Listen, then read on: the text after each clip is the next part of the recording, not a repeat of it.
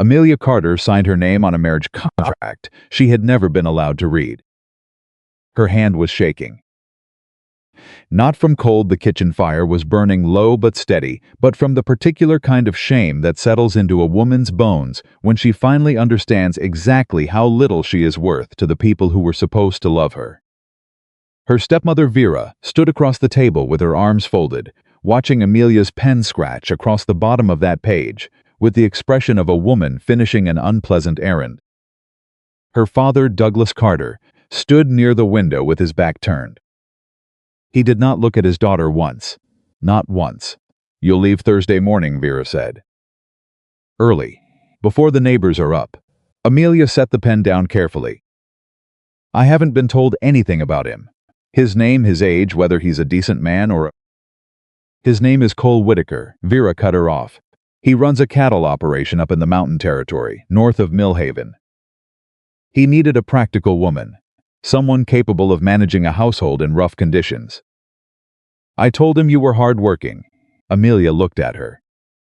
"You told him I was hard-working. It's your best quality." Vera said it without cruelty, which somehow made it worse. "Just a fact. A woman's most useful attribute, listed like a feature in a sale catalog. He's not expecting beauty, Amelia. He's a working man. He needs someone who can cook and keep accounts and not fall apart when the winter comes hard. You can do that, nobody's arguing that." Her father still hadn't turned around. Amelia felt the words land the way they always did, not like a blow, but like cold water. Slow, soaking in. "And what did you tell him about me as a person?" Vera blinked. "I told him what mattered." If you go any further into Amelia Carter's story, if this kind of tale reaches down into something real in you, something you've felt or lived or survived, please take a moment right now and subscribe to this channel. Hit that bell so you don't miss a single chapter. And in the comments below, tell me what city or town you're watching from. I want to know how far this story travels. I want to see your name from Montana and Mississippi and Maine, from small towns and big cities, from women who have been where Amelia is standing right now. Now let's go back. Let's give Amelia Carter the story she deserves. Amelia was 26 years old, and she had never once in her life been told she was beautiful. She understood this the way a woman understands the weather in the valley she was born in, not with bitterness exactly, but with a resignation so old it had become part of her structure. She was heavy. She had always been heavy.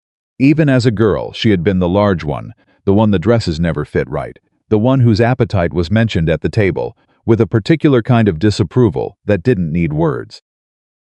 Her mother had never made her feel that way.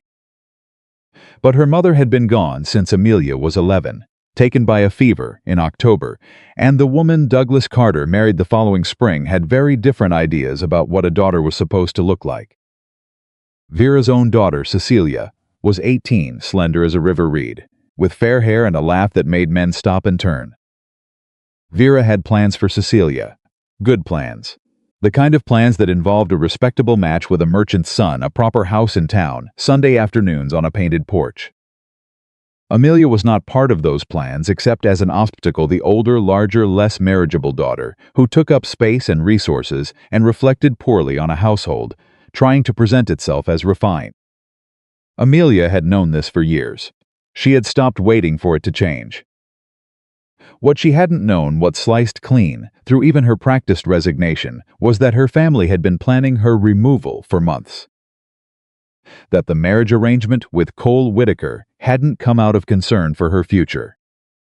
It had come from a conversation between Vera and a land attorney in Millhaven who had mentioned quite casually that the Whitaker property in the mountain territory sat over some of the most valuable water rights in the region.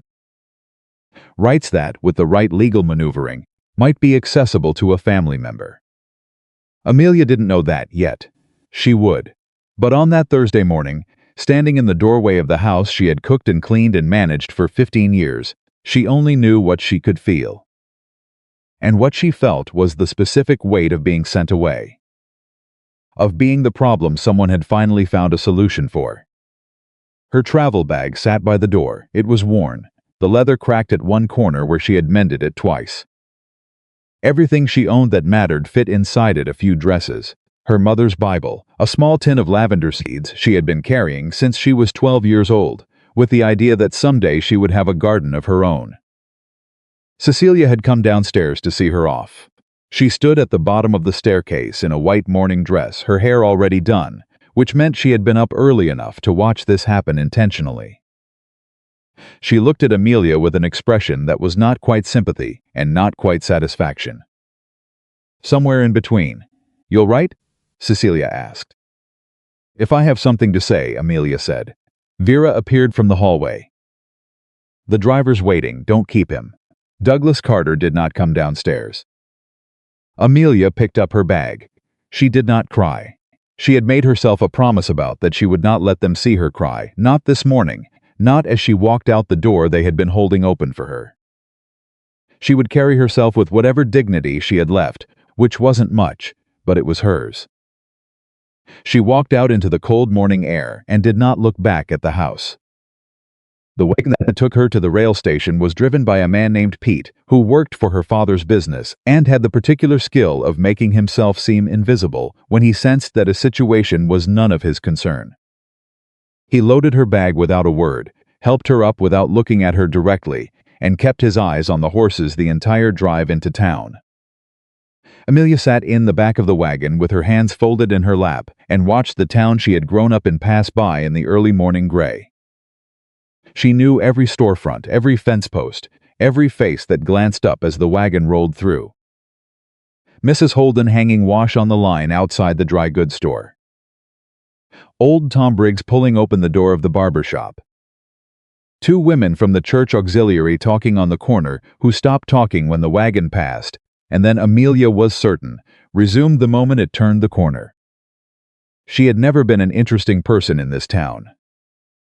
She had been a background figure, the Carter daughter who did the work, the one who showed up to community events and helped with the cooking, and left, without making much impression on anyone. She wondered if anyone would notice she was gone. She suspected they would notice the absence of whoever was now going to have to manage the Carter household, more than they would notice the absence of her. The rail journey north took most of a day and part of an evening. She sat alone in the passenger car with her bag on her lap and her mother's Bible open to a passage she had read so many times the page had softened along the edge. She wasn't reading it. She was just holding it. The way you hold something when you need to feel that you're still connected to someone who loved you without condition. By the time the train reached the small station at the edge of Millhaven territory, the sun had gone flat and red behind the mountain ridges to the west. The station was not much a platform, a ticket window, a bench. A man was standing near a hitched wagon on the far side of the platform, with his hat pulled low and his coat collar turned up against the wind. Amelia stepped off the train and stood with her bag and looked across the platform at him. He was tall, broader than she had expected from Vera's description of a lonely mountain rancher, which had conjured in her mind a gaunt, worn-out sort of man. Cole Whitaker was not worn out. He was weathered. There was a difference. His face had the particular quality of a man who spent most of his time outdoors, all angles and shadow, with a jaw that looked like it had been clenched against difficulty for a long time. He looked at her across the platform with dark eyes that didn't flicker or slide away. She braced herself. For the moment his expression would shift. For the brief recalibration she had seen on men's faces before, the almost invisible adjustment when they realized that the woman in front of them was not the woman they had pictured. Cole Whitaker walked across the platform toward her. He stopped 2 feet away, took off his hat, and said, "Miss Carter." "I'm Cole Whitaker. I hope the journey wasn't too hard on you." That was all. No flicker. No adjustment. Just a man introducing himself with the same plain decency he might have offered anyone stepping off a train. Amelia said it was fine, thank you. He looked at her bag. "Is that everything you brought?" "Yes." He nodded, reached out and took the bag from her hand without making a production of it and said, "Wagons this way. We've got about an hour's ride up to the ranch. It'll be cold." "I'm used to cold," she said. "Good." He settled her bag into the back of the wagon and held out a hand to help her up to the seat. His grip was steady. He didn't make the moment awkward. He just helped her up the way a man helps a person up, without commentary, and then he walked around to the other side and climbed up himself and took the reins. They rode in silence for a while. The kind of silence that isn't uncomfortable so much as honest two people who don't know each other yet and aren't pretending otherwise. After a few minutes, Cole said, without looking at her, "I want you to know something before we get to the ranch." Amelia kept her eyes on the road. "All right. I know this arrangement wasn't your choosing," he said. "I know how these things work. A family decides something and the woman in question doesn't get much say. I'm not going to pretend that's fair, because it isn't." He paused. "What I will tell you is that I run a straight operation. I don't have complicated rules. I work hard, I expect hard work from the people around me, and I treat people with respect when they've earned it." He glanced at her. "You haven't had to earn it yet. You get it from the start because you came a long way to a place you don't know, and that takes something." Amelia turned to look at him. He was already looking back at the road. She said carefully, "My stepmother told you I was hard-working." "She did, that's how she described me. As a practical choice." Cole was quiet for a moment. Then he said, "That's a poor way to describe a person." Something shifted in Amelia's chest, small but real. "Yes," she said, "it is." The ranch came into view through a gap in the tree line as the trail curved around the last ridge. A main house, 2 barns, a long low building that she would later learn was the bunkhouse. A series of corrals built close against a natural rock formation on the north side. It was not elegant, it was solid. The kind of place that had been built for survival rather than appearance, every beam and fence post placed, because it needed to be there. Amelia looked at it and thought, this is a place where work means something. She didn't realize she had said it out loud until Cole responded. "That's exactly what it is," he said. "Work means everything up here. Nothing gets done by accident." He brought the wagon around in front of the main house and set the brake. "I'll show you where things are. Kitchen's the warmest room in the house. You can decide what you make of it." 2 of the ranch hands came out of the barn. As they pulled up, a young man with a sunburned face named Danny and an older, barrel-chested man named Hector, who moved with the deliberate economy of someone whose joints had been negotiated with difficulty over many years. They both looked at Amelia with the neutral assessment of men evaluating a new situation and not committing to an opinion yet. "Boys," Cole said as he came around to help Amelia down, "this is Miss Carter. She'll be settling in at the main house. Show her the same respect you'd show anyone on this ranch." Danny nodded quickly. Hector looked at Amelia for a moment with his head slightly tilted, and then he touched the brim of his hat and said, "Ma'am." "Mr. Hector," she said. Something shifted in the old man's expression. Not much. A slight easing around the eyes. She had given him his title back, and he had noticed. Inside the house, Amelia stood in the main room and understood immediately several things about Cole Whitaker's life. He was not a man who had been careless or lazy. The structure of the space was sound, everything in its general place, nothing broken that she could see at first glance. But it was the home of a man who had been alone for a long time and had arranged his life around function in the absence of any reason to arrange it around anything else.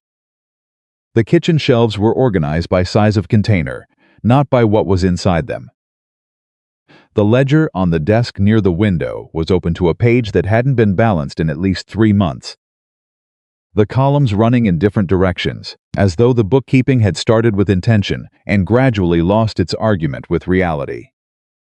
The wood supply near the back door was adequate for the current week, but would not last a serious cold snap.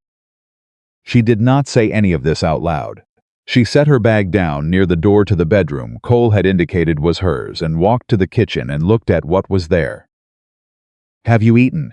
she asked. Cole, who had followed her to the kitchen doorway, looked mildly surprised by the directness of the question. "Not since midday. I'll cook." "You don't have to." "I know I don't have to." She was already at the shelves, reading them properly now, pulling her understanding of what was there into a plan for what she could make.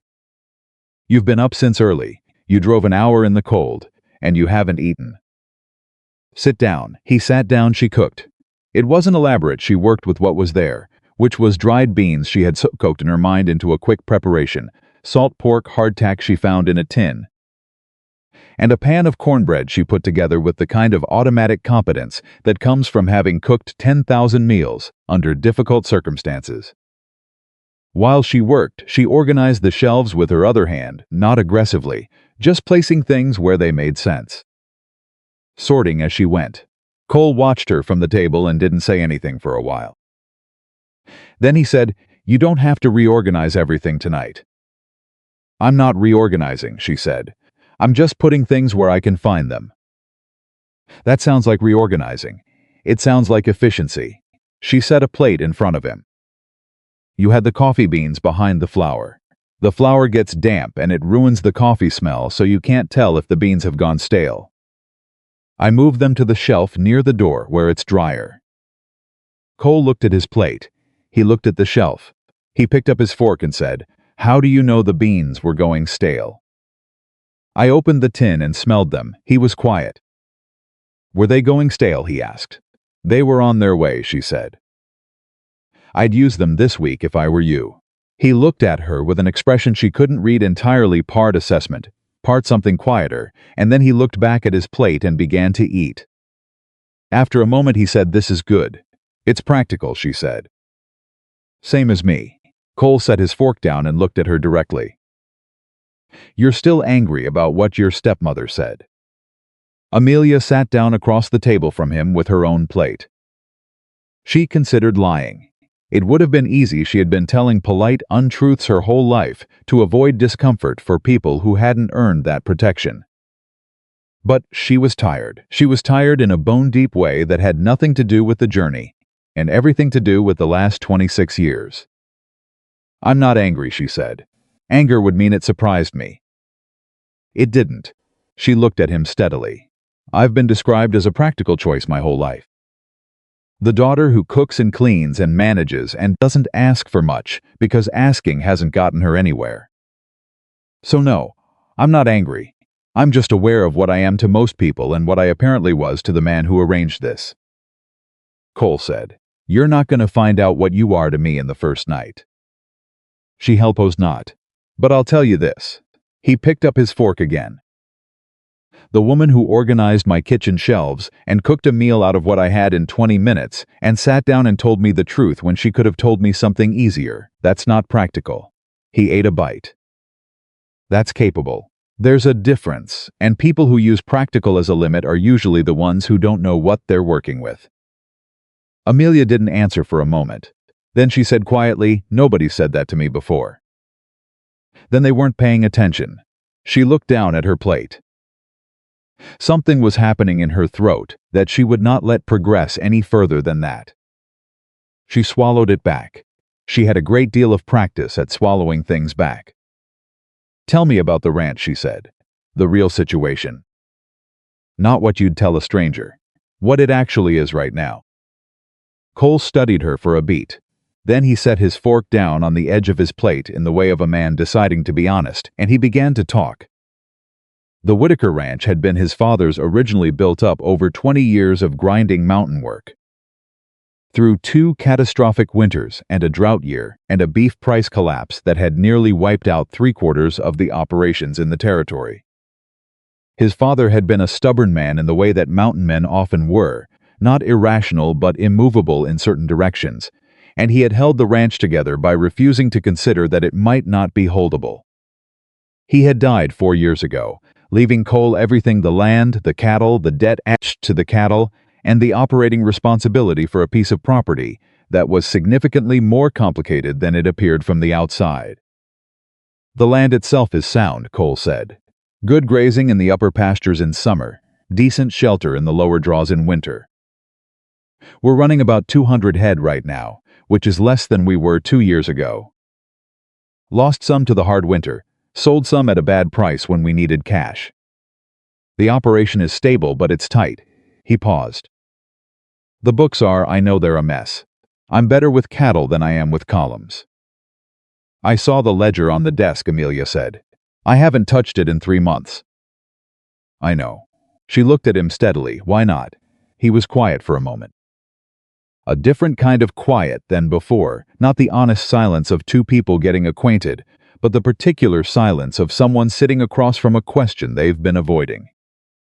Because every time I open it, the numbers tell something I don't want to hear. And I don't know how to argue with it the way my father would have. You don't argue with numbers, she said. You just figure out what they're telling you, and then you make a plan. Easy to say, yes, she agreed. But it's also true. Can I look at the ledger tomorrow?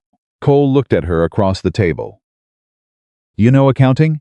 I managed my father's household accounts for 8 years. And his business accounts for the last 3, though he never admitted that's what I was doing. He thought he was reviewing my work. He wasn't. He was approving it. She said this without particular bitterness. Just fact, I know numbers. Let me look at yours. He nodded slowly. All right, she stood and began clearing the plates. Miss Carter, he said. She paused. You don't have to call me Mr. Whitaker. He stood as well, picking up his own plate out of what looked like habit rather than social training. Cole is fine. Amelia, he said. Not Miss Carter, Amelia. Her name plain and whole, in a man's voice that treated it like it was enough. She carried the plates to the basin and stood for a moment with her back to him. She had not expected this. She had prepared herself on the train, on the wagon ride, walking through the door of this house. She had prepared herself for the particular loneliness of being tolerated by someone who didn't want her there. She had her defenses arranged. She had her expectations calibrated to disappoint. Cole Whitaker had not read from the script she had given him. The first week at the ranch taught Amelia things. It taught her that Danny, the younger hand, was 22, and from Kansas originally, that he had come to Montana looking for something he hadn't yet been able to name, and that he worked hard because he was afraid of what happened to men who didn't.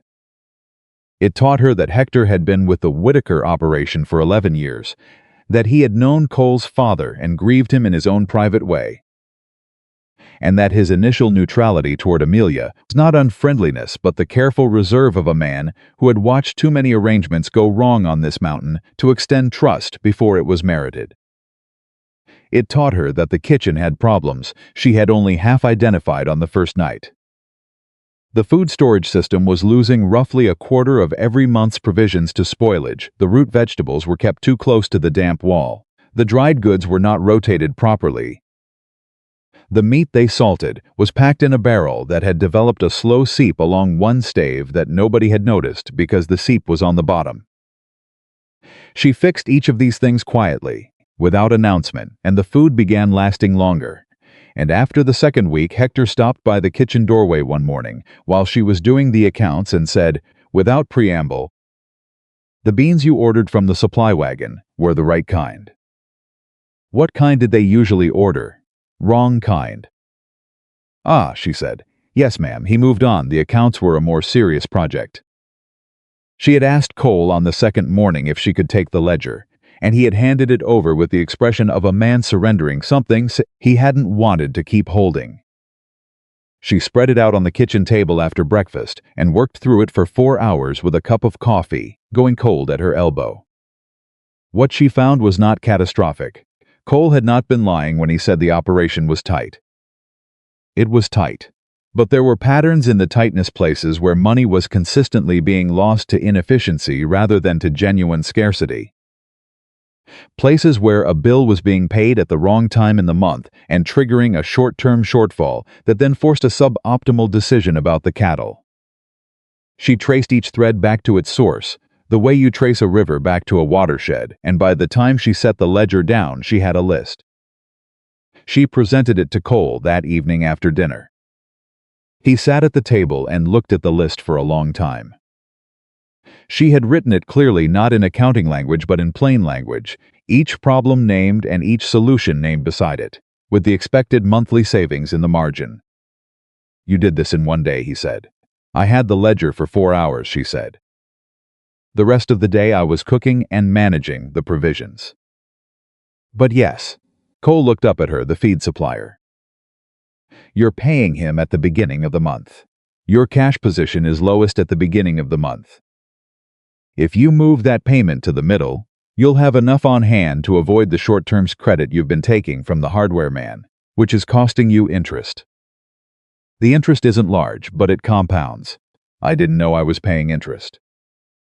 It's written in very small type at the bottom of the hardware invoice, Amelia said. I almost missed it myself. Cole was quiet for a moment. Then he said my father would have seen that. Your father built this ranch, Amelia said. You're keeping it. That's a different skill, and it takes a different kind of attention. He looked at her steadily. That's a generous way to put it. It's an accurate way to put it. She sat down across from him. Cole, this ranch is not in trouble. It's in a pattern that has been slowly making itself harder than it needs to be. You have solid land, sufficient cattle, 2 loyal hands who know their work. What you needed was someone to look at the full picture at once. She paused. That's what I do. I look at the full picture, I always have. He set the list down on the table between them. Why didn't your family use you better, he asked. It wasn't accusatory. It was a genuine question, asked with the directness of a man who didn't understand how you let an asset sit idle. Because using me well would have required acknowledging what I was, she said. And I was easier to dismiss. Cole said nothing for a long moment. Then he said, that's a loss for them. Yes, Amelia said. It is. She stood and began to clear the table, and Cole stood with her and helped without being asked, and in the easy work of 2 people cleaning up after a shared meal, something began to settle between them, not yet warmth. Not yet anything she could name, but the beginning of a thing that was honest. That was perhaps for the first time in Amelia Carter's life, real. By the end of the second week, Danny had started asking her questions at breakfast, small things at first. Whether the weather looked like snow by her reckoning, whether she thought the south pasture gate needed repair before it got worse. He was a young man who had been hungry for someone to talk to, and he had apparently decided that Amelia was someone worth talking to. Hector, on a Thursday afternoon, appeared at the kitchen door while she was working on a tin bunch of dried flowers on the edge of the table without explanation and walked away. She looked at the flowers for a moment. She put them in a jar with a little water and set them on the windowsill. On the 14th day, Cole came back from the south pasture in the late afternoon with a cut on his forearm from a wire repair that had gone sideways in the cold. And Amelia cleaned and wrapped it without drama at the kitchen table while he sat with the particular controlled stillness of a man who had learned to endure pain without narrating it. Hold still, she said. I am holding still. Your arm isn't. My arm is fine. Your arm has a wire cut on it, and you're tightening the muscle because it hurts and that makes it worse. She held his forearm steady with one hand and worked with the other. Who cleaned your cuts before? I cleaned them myself. How badly? She looked up at him. The corner of his mouth moved. Not quite a smile, but something in the neighborhood of one. This will need to stay covered for a few days, she said, tying off the bandage. Keep it dry. Don't let Danny see you favoring it, or he'll feel obligated to take on more than he can handle right now. Cole looked at her. You noticed that about Danny? I notice most things, she said. I'm starting to understand that. He looked at his wrapped arm. Then he looked at her. Amelia. Yes. I want you to understand something. He said it with the particular seriousness of a man who has thought about a thing for a while and chosen his moment. I told you when you arrived that you didn't have to earn respect from me. I meant it. But I want you to know what I've watched this past 2 weeks isn't obligation. It isn't someone filling a role. He paused. It's someone who sees things clearly and does what needs doing, without waiting to be told, and treats every person on this ranch like they matter. That's not practical. He met her eyes. That's rare. Amelia held his gaze for a moment. She said, don't make me cry in your kitchen. I wouldn't dream of it, he said, and that corner of his mouth moved again, and this time it was closer to a smile. She stood and took the bandaging materials back to the shelf, and her hands were entirely steady, which she considered a personal achievement. But that night, alone in her room, with her mother's Bible open in her lap and the lavender seed tin sitting on the windowsill beside the jar of dried flowers, Hector had left without explanation. Amelia Carter let herself feel something she had not allowed herself to feel in a very long time. Not happiness, not yet, but the possibility of it. The cold of the Montana mountain pressed against the window glass, and inside, the fire burned warm and steady, and somewhere across the main room, Cole Whitaker was reading by lamplight in the chair she had come to understand was his father's, and the ranch was quiet with the particular quiet of a place where the work of the day has been done well. And Amelia Carter, who had been signed away like a practical solution to a family problem, who had been called hardworking where she should have been called remarkable, who had walked out of her father's house before the neighbors were awake, so no one would have to watch her leave. She pulled her mother's Bible close against her chest. She breathed, and for the first time since she could remember, the breathing didn't hurt. The morning Amelia found the second ledger was the morning everything she thought she understood about the Whitaker Ranch shifted underneath her like ground that had been solid and suddenly wasn't. She had been working through the main accounts for 3 weeks, by then steady methodical work that had already produced results. The feed supplier payment had been moved to the middle of the month. The hardware interest had been eliminated. The food spoilage in the kitchen had dropped by more than half. Danny had stopped looking vaguely worried every time someone mentioned the supply wagon, and Hector had taken to leaving small things on the kitchen windowsill, a smooth stone once, another bunch of dried flowers, a piece of carved wood that she thought might have been meant to be a horse. She kept all of it. Cole had said nothing about the changes directly, but she had noticed him stopping in the doorway of the kitchen in the evenings, looking at the organized shelves, with an expression she was learning to read quiet, careful. The face of a man recalibrating something he hadn't expected to need recalibrating. They had settled into a rhythm, the two of them, that was neither friendship nor its absence. It was something practical and honest, which Amelia had come to understand was Cole's highest form of regard. He told her things directly. He asked her opinion and then listened to the answer. He did not perform consideration, he actually considered. In 26 years of life, Amelia had met very few people who did that, and the novelty of it had not worn off. But the second ledger. She found it behind the first one on the desk shelf, pushed to the back as though it had been placed there with the specific intention of being difficult to notice. It was older, the cover was worn differently, the binding looser, and when she opened it, she understood immediately that it was not a duplicate of the main accounts. It was a separate record, property records, survey maps rendered in careful ink, land descriptions written out in the precise language of legal documents, with measurements and boundary markers and notations that meant nothing to her at first, and then, as she read more carefully, began to mean a great deal. The Whitaker land ran further than she had understood. Much further. And at the northern edge of the property, where the mountain terrain became rough and difficult, and most people would have was simply wilderness, there were water sources. Springs, a creek that fed down into 3 separate valleys. And beside each water source, in her father-in-law's careful hand, a notation, rights confirmed, county record, 1,869. Amelia sat very still with the ledger in her hands. She was not an attorney, but she had managed accounts and read legal correspondence for 8 years, and she understood enough to know that water rights in Montana Territory in 1,874 were not a minor thing.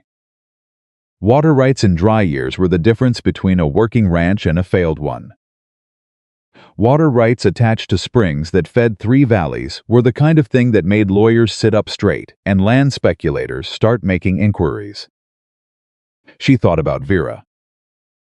She thought about the land attorney in Millhaven that she hadn't known about, yet couldn't have known about, but whose existence she was beginning to suspect with the particular cold clarity of a woman who had spent years learning to read the spaces between what people said and what they meant.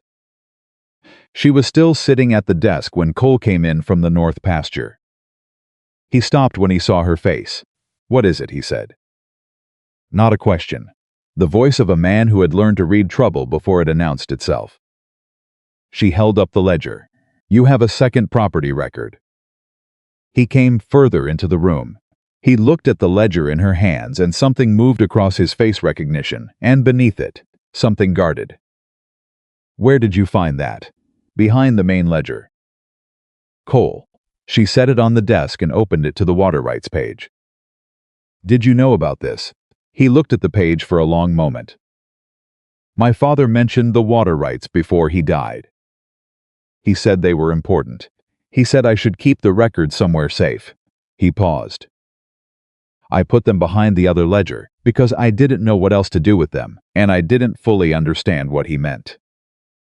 I think I might understand what he meant, Amelia said carefully. Cole pulled a chair to the desk and sat down across from her. Tell me.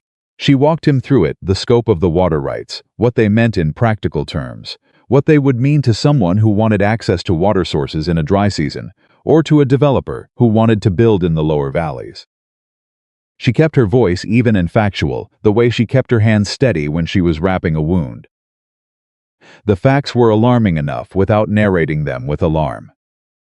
When she finished, Cole was quiet for a long time. Then he said, You think your family knew about this? Amelia said, I think someone knew about it. And I think the reason I was described as a practical choice, rather than as a daughter, was because the point was never to find me a good match. She held his gaze. I think I was sent here because I was the most convenient way to establish a family connection to this land. Cole looked at her. The silence between them had a different quality now, not the honest working silence of two people building something, but the heavy quiet of two people sitting with a thing that could not be unsaid. That's a serious accusation, he said finally. I know it is. She didn't flinch. I could be wrong. I hope I'm wrong. But Cole, the attorney in Millhaven. Have you had any legal correspondence lately? Any inquiries about the property? He got up without a word and went to the drawer on the far side of the desk. He pulled out a folded letter and set it in front of her. She opened it. It was from a law office in Millhaven. The language was careful and courteous and buried its point in 3 paragraphs of preamble, but the point was there. A client wished to discuss a potential acquisition arrangement regarding water access on the northern portion of the Whitaker property. The letter was dated 6 weeks ago, 3 weeks before Amelia had arrived. She set it down. You didn't answer them, she said. I didn't know what to make of it, Cole said. I put it in the drawer and told myself I'd think about it later. Cole. She looked at him directly. We need to think about it now. He met her eyes, and what she saw in his face was not the careful blankness of a man keeping his distance. It was something rawer than that, a man who had been managing an inherited weight alone for 4 years and had just realized, perhaps for the first time, that he didn't have to manage it alone anymore. All right, he said. Then let's think about it. They sat at that desk for 2 hours. Amelia organized what they knew into clear order: the property records, the water rights documentation, the attorney's letter, the timeline of her own arrival. Cole filled in what she didn't know: conversations he had half remembered with his father about the northern property line. A visit 2 years ago from a man who said he was a surveyor and had asked questions Cole hadn't thought much about at the time. Each piece fit against the others, like stones being fitted into a wall, and when they were done, the wall was plain to see. Someone had been building a case for access to the Whitaker water rights for at least 2 years. And the arrival of Amelia Carter Douglas, Carter's daughter, now technically a Whitaker by arrangement, was not coincidence. I want to be clear about something, Amelia said when they had gone through it all. I did not know any of this, not one piece of it. Cole looked at her steadily. I know, you can't know that.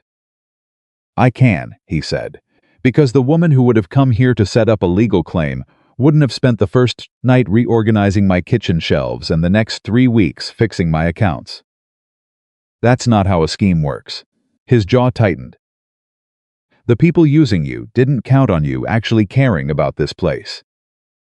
Something moved in Amelia's throat. She swallowed it back. I didn't expect to, she said quietly. Care about it. Cole was quiet for a moment. Then he said, Do you? She looked around the room at the ledger she had spent 3 weeks untangling, at the shelves she had reorganized, at the window where Hector's dried flowers were still in their jar, at the door to the kitchen where she had cooked 10,000 small decisions into something that felt, against all her original expectations, like a place worth protecting. Yes, she said. Cole nodded once slowly. Then we're going to protect it, he said. Danny found out because Danny found out everything eventually, by virtue of being in the wrong place at exactly the right time with both ears working. He appeared in the kitchen doorway that evening, while Amelia was making the accounts notes and Cole was reading the legal letter again for the 4th time, and he looked at both of them and said, "Something's wrong." "Nothing's wrong," Cole said. "You've read that letter 4 times, and Miss Amelia's been writing in that book without stopping for an hour and a half, and Hector told me to stay out of the main house this afternoon, which means Hector. No, something's wrong, so." Danny spread his hands. "Something's wrong." Cole and Amelia looked at each other. "He's going to find out anyway," Amelia said. Cole said to Danny, "Sit down." Danny sat. Cole told him the short version. Danny listened with the focused attention of a young man who took things seriously when they were serious, and when Cole finished, Danny was quiet for a moment and then said, "So Miss Amelia's family sent her here to get control of the water rights." "That's what it appears," Cole said. Danny looked at Amelia. "Did you know?" "No," she said. He nodded, accepting this with the same directness he accepted most things. "What are we going to do?" "We're working on that," Amelia said. "I want to help," Danny said. "You can help by not saying anything in town," Cole said. "Not at the supply store, not at the feed yard, not anywhere. We don't know yet who is involved with the attorney's office or how far the information has gone." "Understood," Danny paused. "For what it's worth." He looked at Amelia. "I'm glad you came here. Not because of any of this. Just the food's better, and Hector smiles occasionally now, which I didn't know he could do." He stood. "Good night." He left. Amelia looked at the closed door for a moment. "He's a good young man," she said. "He's the best kind," Cole said. Loyal without having to be told, he set the letter down. "Amelia, I need to say something." She looked at him. "When you came here, I told you that you'd find out what you were to me in time." "Not the first night." He held her gaze. "It hasn't been long. But I know enough to tell you this: whatever happens with the land and the water rights and your family's intentions, my position on you is not connected to any of that. You understand?" She kept her face still. "You don't have to say that." "I know I don't have to." His voice was even and certain. "I want you to know it because I think you've spent a very long time waiting for people to find reasons to dismiss you, and I want you to hear clearly that I am not looking for one." Amelia pressed her lips together. She breathed through her nose, once controlled. "Cole Whitaker," she said, "I told you not to make me cry in your kitchen." "We're in the main room," he said. "That is a technicality, and you know it." He stood and took the legal letter back to the drawer and closed it firmly. "Get some rest. Tomorrow we need to figure out what we're actually dealing with." She stood and gathered her papers. At the doorway, she paused. "Cole." He looked at her. "Thank you," she said, "for believing me." "About not knowing. You don't have to thank me for that," he said. "Believing the truth isn't a favor. It's just what decent people do." She went to her room and she did not cry, which she considered one of her finer achievements. The letter she wrote to her stepmother 3 days later was the most carefully constructed piece of communication of Amelia's life. She wrote it at the kitchen table in the early morning, before anyone else was awake, with 3 drafts preceding it that she burned in the stove. She needed the letter to accomplish 2 things simultaneously: to reveal enough that Vera would understand Amelia knew what was happening, and to reveal little enough that Vera wouldn't be certain how much Amelia actually knew. She needed Vera off balance without alarming her into immediate action. What she wrote in the end was simple. She wrote that she was settling well at the ranch, that Cole was a decent man and the property was sound, that she had been reviewing the accounts and found them, she used the word, interesting, that she hoped the family was well, that she looked forward to any news from home. She signed it with her name, not Amelia Carter, not Amelia Whitaker. Just Amelia. Cole read it before she sent it. He read it twice. Interesting, he said. Yes, you used that word on purpose. Every word in that letter is on purpose. He folded it and handed it back to her. You're better at this than I gave you credit for. You gave me a great deal of credit, apparently not enough. He paused. Do you think she'll come? Amelia tucked the letter into the envelope. Yes, she said, I think she'll come. The response arrived 11 days later. It was brief and warm in the false way that Vera's warmth always was, the warmth of a woman who had calculated that warmth was the correct instrument for the current moment. She was so pleased Amelia was settling well. She was so glad the ranch was sound. She mentioned quite casually that her father had been thinking of making a trip north to see how Amelia was getting on. That it would be lovely to see the property. That they might bring Cecilia, who had never been to the mountain territory. Amelia read it at the kitchen table, with Cole standing at the counter. She's coming, Amelia said. She didn't say. That's intentional. She set the letter down. She wants to arrive before I've had time to prepare. Cole said, then we prepare now. The preparation was quiet and thorough. Amelia went through the property records again from the beginning, this time with a specific purpose, documenting every water rights entry, every survey mark, every legal notation in language clear enough that any judge in any county court would understand it without interpretation. She made 2 copies. One went into the main ledger. One went into a separate envelope that Cole rode into Millhaven and deposited with a different attorney, not the one who had written the inquiry letter, but an older man named Garrett, who Cole's father had trusted and who received the documents without asking unnecessary questions. Hector, when Cole told him quietly that there might be trouble coming, said only, "How long do we have?" "We don't know," Cole said. "All right," Hector said. "Then I'll make sure the south pasture fence is solid, because if trouble comes through the front gate, you don't want the cattle loose out the back." Cole looked at him.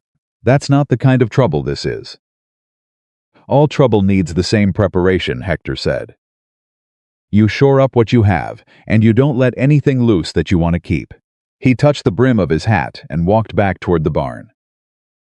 Cole told Amelia what Hector had said that evening.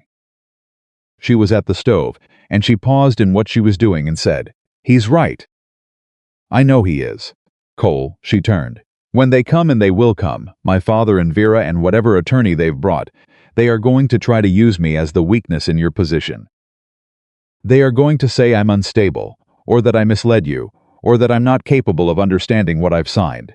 She held his gaze. "I need you to know that they will do that, so that when they do it, you are not surprised." Cole was quiet for a moment. He said, "And I need you to know that when they do it, I won't be swayed by it." She held his gaze for a long, steady moment.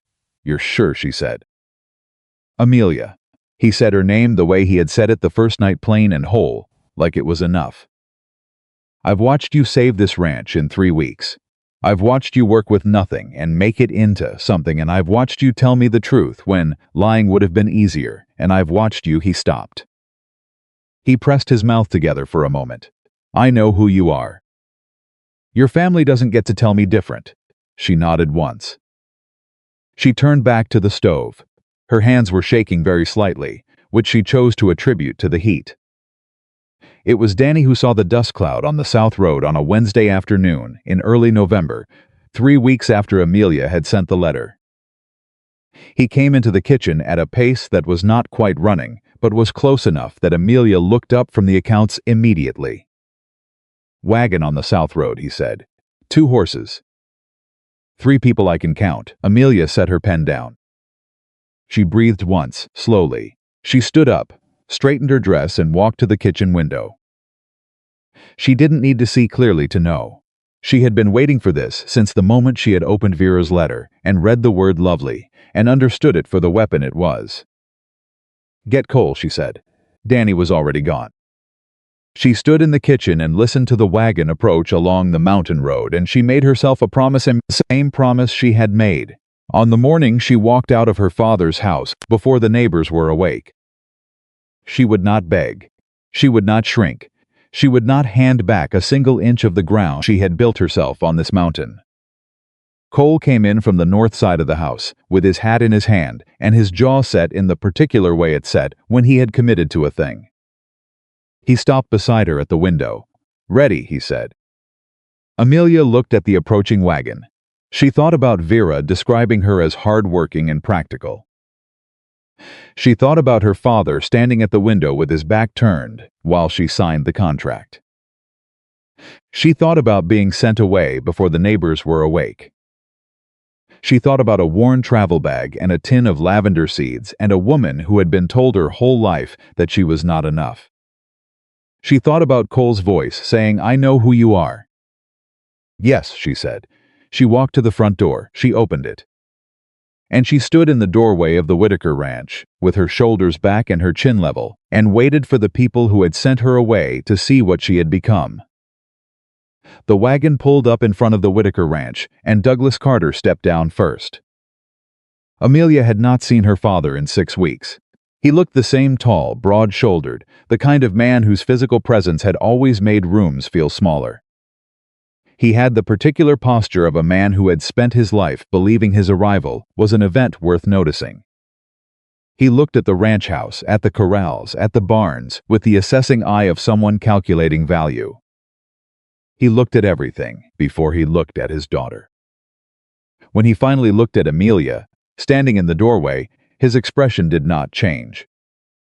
Vera descended next, in a traveling coat that was too fine for a mountain road and worn with the deliberate intention of someone who understood that clothing was a form of argument.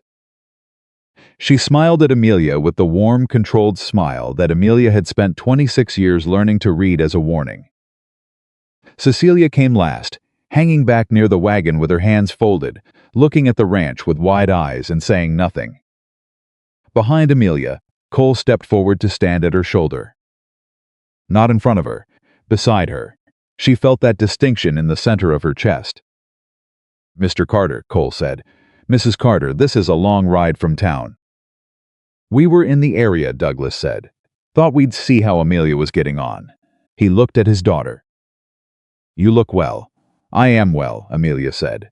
"The ranch looks." Douglas paused, glancing around with the careful eye of a man pretending to be casual. "Solid. It is solid," Cole said. "Come inside, it's cold." That was the shape of the first hour, everyone performing a version of ordinary. Vera sat at the kitchen table and admired the curtains, which Amelia had made from a length of fabric she had found in the storage room, and hemmed herself. Douglas accepted coffee and asked Cole about the cattle operation with the particular interest of a man who wanted to seem interested in cattle.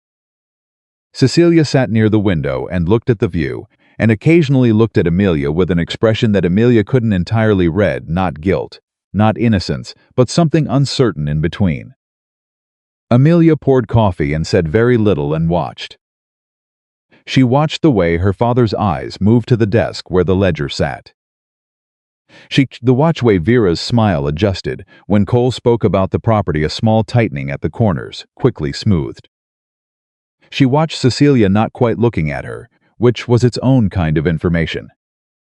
After 40 minutes of performed pleasantry, Douglas Carter set his cup down and said, "We met with an attorney in Millhaven on the way through." The room changed temperature. Cole said, "Did you?" "Man named Pritchard. He mentioned he'd written to you some weeks back about a potential arrangement regarding water access on the northern property." Douglas looked at Cole with the measured steadiness of a man who believed he held the stronger position. "We're here to discuss that arrangement." Amelia set the coffee pot down on the stove. She kept her back to the room for exactly one breath. Then she turned around. "That's interesting," she said. "Because the letter from Mr. Pritchard arrived 6 weeks ago. Which was 3 weeks before you wrote telling me you were thinking of visiting." She looked at her father steadily. "Which means you knew about the Pritchard inquiry before I told you anything about the ranch at all." Douglas's expression did not change, but something shifted behind his eyes.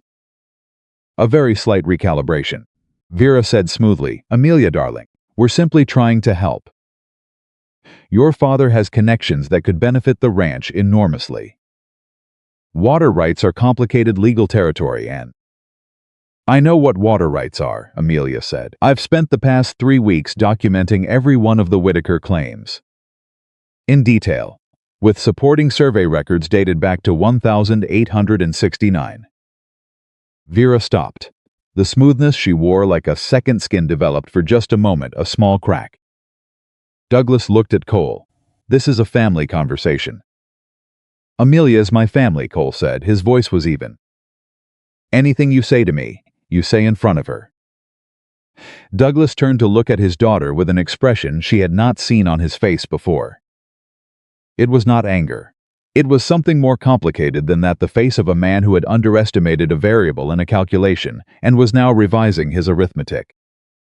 You've been busy, he said. Yes, Amelia said. Vera recovered. She was good at recovering. She folded her hands on the table and spoke in the careful, warm tone she deployed when she wanted to seem reasonable while maneuvering. Amelia, nobody is trying to take anything from anyone. Your father has simply been approached by an investor, a very serious man from back east, who is interested in development in the mountain territory. Access to reliable water sources is essential for that kind of development. The Whitaker Ranch is sitting on something valuable, and that value doesn't have to be threatening.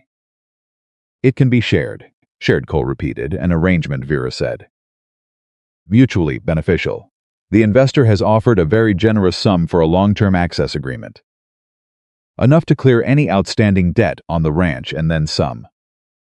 Everyone comes out ahead. Cole was quiet for a moment. Then he said, Mrs. Carter, my father spent 20 years confirming those water rights. He did it specifically because he understood their value to the long-term survival of this operation. Giving access to an outside developer isn't sharing. It's surrendering the thing that keeps this ranch alive in a dry year. He held her gaze. I'm not going to do that. Douglas stood up. When Douglas Carter stood up in a room, it was a physical statement. He was a big man, and he knew how to use the fact of his size. He had done it to Amelia her entire life, not violently, but as a kind of pressure. A reminder of where the weight was distributed. Cole, he said, with the deliberate voice of a man deciding to be direct. You're a rancher, a good one from what I can see. But you're running a tight operation on a hard mountain, and you've got 2 hands and a ledger that was in bad shape 6 weeks ago, and you know it. The investor's offer would give you capital to expand. More cattle, better infrastructure. You'd be building instead of holding on. He paused. That's not a threat. That's an opportunity, mister. Carter, Cole said. I appreciate you being plain about it.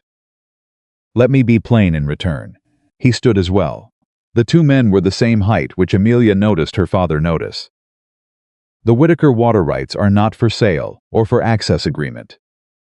Not to your investor, not to Pritchard's client, not to anyone. That's my final word on the subject. Douglas looked at him for a long moment. Then he looked at Amelia. You did this, he said. It was not a question. I helped, Amelia said. Cole made the decision. You came onto this property, and you turned him against an arrangement that would benefit this entire family. I came onto this property, Amelia said carefully, because you arranged for me to. Because you needed a family connection to the Whitaker land, and I was the most expendable option. She kept her voice level.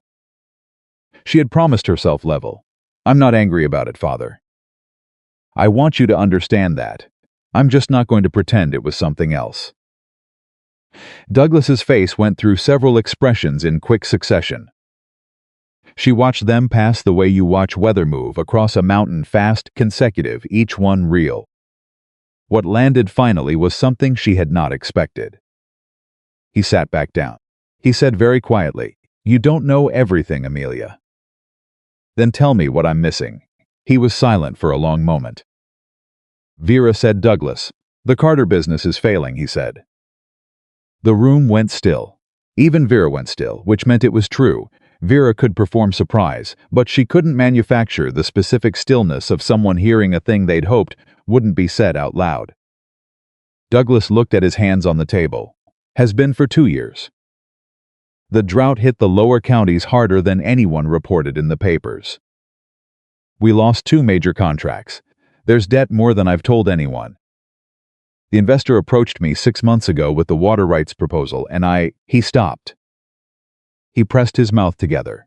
I needed a solution, and I made a decision I should not have made the way I made it. Amelia looked at her father. She had prepared herself for many things in the weeks since she had found the second ledger. She had prepared herself for confrontation, for Vera's maneuvering, for legal language and inflated claims and the particular performance of a family asserting authority it didn't have. She had not prepared herself for this, for her father, Douglas Carter, sitting at a kitchen table in the Montana mountains, with his hands flat on the wood and admitting that he had failed. You used me, she said, to fix a problem I didn't know you had. Yes, he said. That single word contained more than she had received from him in 26 years. She didn't know what to do with it. She filed it away to deal with later, in private, where she could fall apart if she needed to, and then put herself back together. It doesn't change the answer, Cole said. He was not unkind about it, but he was absolute. The water rights aren't part of any arrangement, but if you want to tell me plainly what the Carter business situation is, I'm willing to hear it. Because there may be other ways to address a financial problem that don't involve my northern water sources. Douglas looked at him, then at Amelia, then back at Cole. You'd do that. I'll listen, Cole said. That's all I'm promising right now. Vera, who had been calculating through all of this with the precision of a woman who always had a secondary position prepared, said, I think that's a very reasonable start. Her voice was warm again.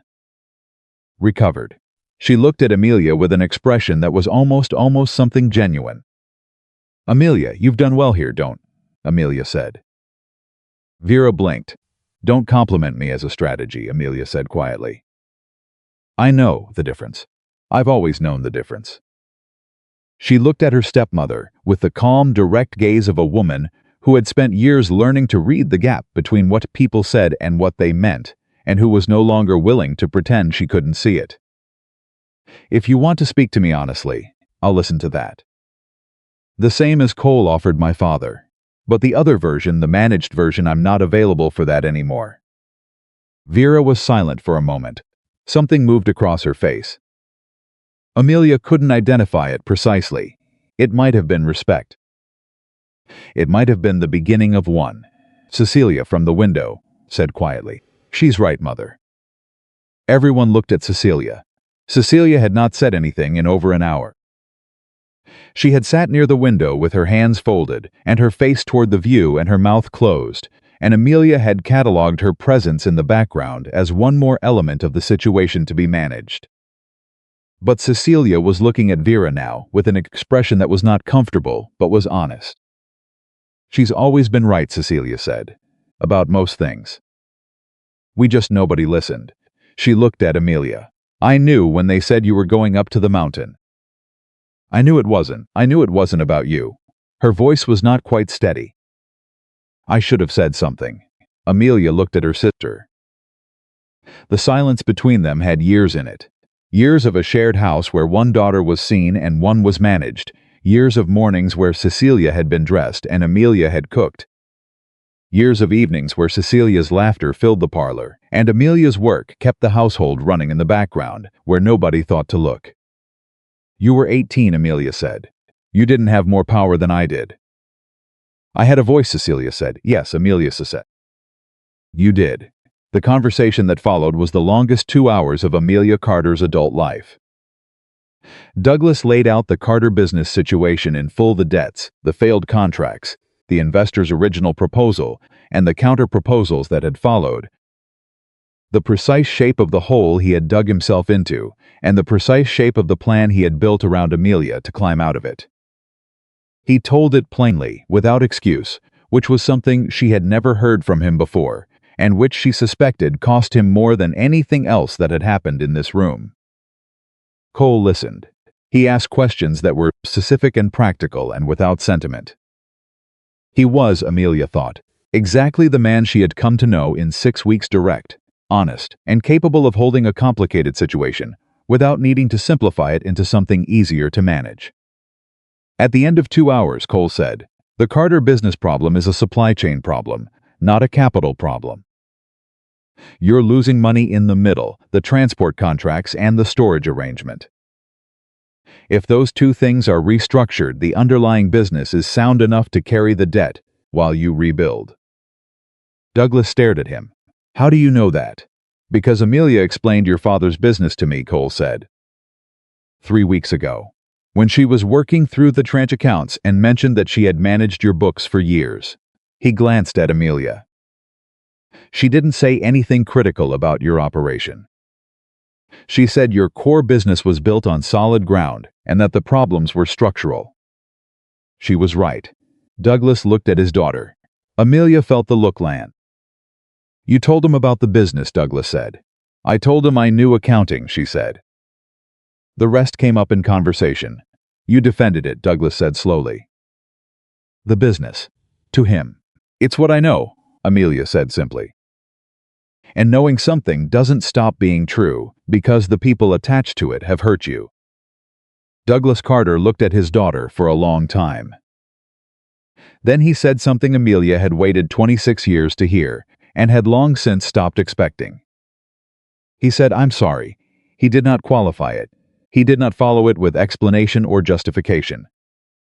He said it, and he let it sit there in the room, plain and uncomplicated. Amelia breathed. She said, I know. Cole stood quietly near the door, giving the moment whatever space it needed, with the particular sensitivity of a man who understood when a room needed him to be still. Vera said nothing, which was its own kind of answer.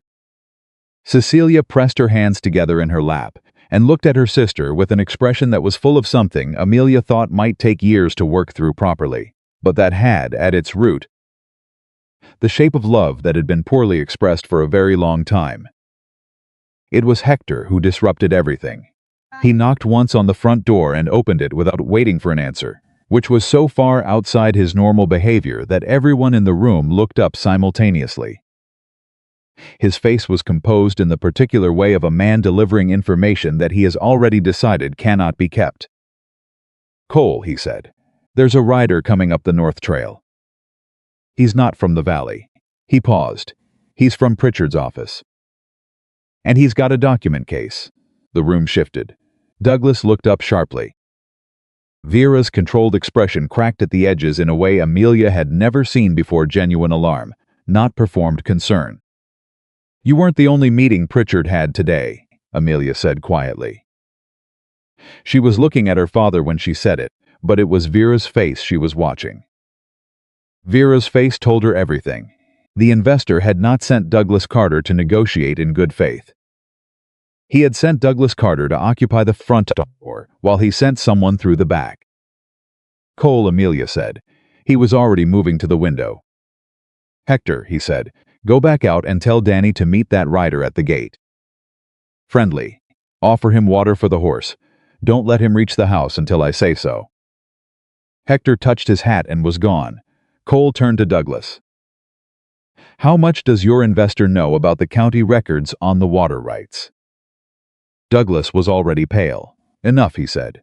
Pritchard's been building a legal case for access rights. He told me they'd identified a gap in the original survey documentations. There's no gap, Amelia said. I went through every record. Every notation. Pritchard said there was. Pritchard was wrong, Amelia said, or he was lying. She looked at Cole. The copy of the water rights documentation is in Millhaven, with Mr. Garrett. Cole nodded once. He had gone very still in the particular way of a man who was moving faster on the inside than he appeared on the outside. Douglas, he said, the rider out there is not working for you. He's working around you. And if he serves papers on the property that claim a survey gap that doesn't exist, we're going to be fighting a legal battle that costs both of us time and money that neither of us has. Douglas Carter stood up. He looked at his wife. Vera met his eyes, and the performance she had maintained all afternoon finally collapsed. Not dramatically, Vera did nothing dramatically, but the warmth went out of her face entirely, and what was left underneath was something colder and more calculating than anything she had shown in the room. You knew about the rider, Douglas said. Vera said nothing. Vera. Douglas's voice had gone quiet in the particular way that Amelia recognized as more dangerous than volume. You knew Pritchard was sending someone independently. You knew when we left this morning. I knew it was a precaution, Vera said. In case the conversation here didn't go the way we hoped. A precaution, Douglas repeated. The investor is not a patient man, Douglas. I told you that when you started this. I told you we needed to move decisively, and you kept hesitating, and I couldn't let your sentimentality cost us everything we had built. Sentimentality, Douglas said, and there was something in his voice that Amelia had never heard before, and couldn't quite name. Is that what it was? Cecilia had gone very still near the window. Amelia looked at her father's face and understood, with the particular clarity of a woman who had spent years reading the room she was in, that the man standing at the kitchen table of the Whitaker Ranch had just understood something about his own life that he had not allowed himself to understand before. Cole said quietly, Douglas, I need an answer. Are you going to stop that rider, or am I? Douglas Carter put on his hat. He said, I'll do it. He walked out the front door without looking at his wife. Amelia stood in the kitchen with Vera on one side of the table and Cecilia at the window, and the weight of everything that had been said and unsaid pressing against every surface of the room. And she made herself breathe slowly and steadily, because she needed to be standing when this was over. Vera looked at her. She said, You've won. I haven't won anything, Amelia said. This isn't a competition. Everything is a competition, Vera said. You of all people should know that. You've been competing your whole life. I've been surviving my whole life, Amelia said. That's different. Surviving isn't about beating anyone, it's about refusing to be beaten. She held Vera's gaze. And I'm done being beaten. By anyone. Through the window, she could see her father walking toward the gate where Danny was standing with the rider. She could see Hector near the barn watching. She could see the mountain line above the property, solid and indifferent and enormous, the same mountain that had been there before any of them arrived and would be there long after all of them were gone. Cole came back into the kitchen and stood beside her. Your father's talking to the rider, he said quietly. I know, she said. Whatever he says out there, it changes the legal situation. Pritchard's case depends on a willing family claimant. If Douglas withdraws, he'll withdraw, Amelia said. Cole looked at her. He said he was sorry, she said. He meant it. He's not a perfect man. He's not even a good one, in most of the ways that mattered to me. But he meant it. She paused. And he understands now that Vera moved without him. That matters to a man like my father. His pride will do what his conscience started. Cole was quiet for a moment. Then he said, You understand people better than almost anyone I've ever met. I had a lot of practice, she said, mostly on people who weren't worth the effort. He looked at her sideways. The corner of his mouth moved. Outside, Douglas Carter was still talking to the rider. Inside the Whitaker kitchen, Amelia stood beside the man who had never needed her to be anything other than what she was, and she waited. She was good at waiting, but for the first time in her life, what she was waiting for was not disappointment. Douglas Carter came back through the front door 20 minutes later, with the particular look of a man who had just done something that cost him more than money. He did not look at Vera when he came in. He looked at Cole. The rider's gone, he said. I told him to tell Pritchard the family claim was withdrawn. That there was no basis for the survey dispute. He set his hat on the table. He wasn't happy about it. Pritchard or the rider, Cole asked. Both, I expect. Douglas pulled out the chair and sat down heavily. Pritchard is going to be a problem. He's already taken money from the investor, and he'll find another angle if he can. Let him find one, Amelia said. The documentation with Mr. Garrett covers every water rights entry back to 1869. There's no angle that holds. Douglas looked at his daughter. You thought of Garrett. Cole thought of Garrett. I thought of what needed to be in the file. She kept her voice even. We work well together. Her father received that information and sat with it quietly. He was not, she was realizing, a stupid man. He was a man who had made stupid decisions out of fear and then led a woman who was better at maneuvering then he was run further with them than he had intended. He looked tired in the particular way of someone who has been holding a lie in place for long enough that releasing it is physically exhausting. Vera had not moved from her chair at the table. She sat with her hands folded and her expression contained and said nothing, which was its own answer to everything that had happened in the past hour. Amelia looked at her stepmother and understood, perhaps for the first time, that Vera was not a villain in the way that simple stories required villains to be. She was a frightened woman who had married a man with a failing business and had done what frightened people do when they don't have the courage to be honest about their fear. She had maneuvered. She had calculated. She had moved pieces on a board as though the pieces weren't people. It did not excuse it, but Amelia was tired of requiring the world to be simple enough to excuse or not excuse cleanly. Cecilia was still at the window. She had not moved in a long time. She was looking outside with an expression that Amelia associated with the specific experience of watching the story you thought you were living turn out to be a different story than you believed. Cole said, "You'll need to stay the night. The mountain road in the dark is." "We won't impose," Douglas said. "It's not imposition. It's practical." Cole said it plainly. "Danny'll put your horses up. There's room." Douglas looked at Cole for a long moment. The look of one man taking the measure of another. "You're a generous man," he said finally, "under the circumstances." "I'm a practical one," Cole said. "Same as Amelia, apparently. The road is dark and the horses are tired, and we've got more to discuss than we've managed to discuss today." Amelia looked at him. He caught her eye and held it for just a moment. That quiet steadiness that she had come to understand was his version of reassurance, given without performance and all the more solid for it. She went to the stove. She cooked it, what she did when she needed to keep her hands busy while her mind worked, and her mind had a great deal to work on. She made enough for 6 people with the methodical calm of a woman who had cooked under difficult circumstances so many times that the physical routine of it was almost meditative. Hector appeared at the kitchen door, and she handed him a plate without discussion. He took it and touched his hat and went. Danny came in from the barn smelling of horses and cold air and said, "Are the Carters staying?" And she said yes, and he said all right and sat down at the kitchen table with the easy adaptability of a young man who had decided some time ago that whatever Amelia decided was probably the right call. The dinner was the strangest meal Amelia Carter had ever cooked.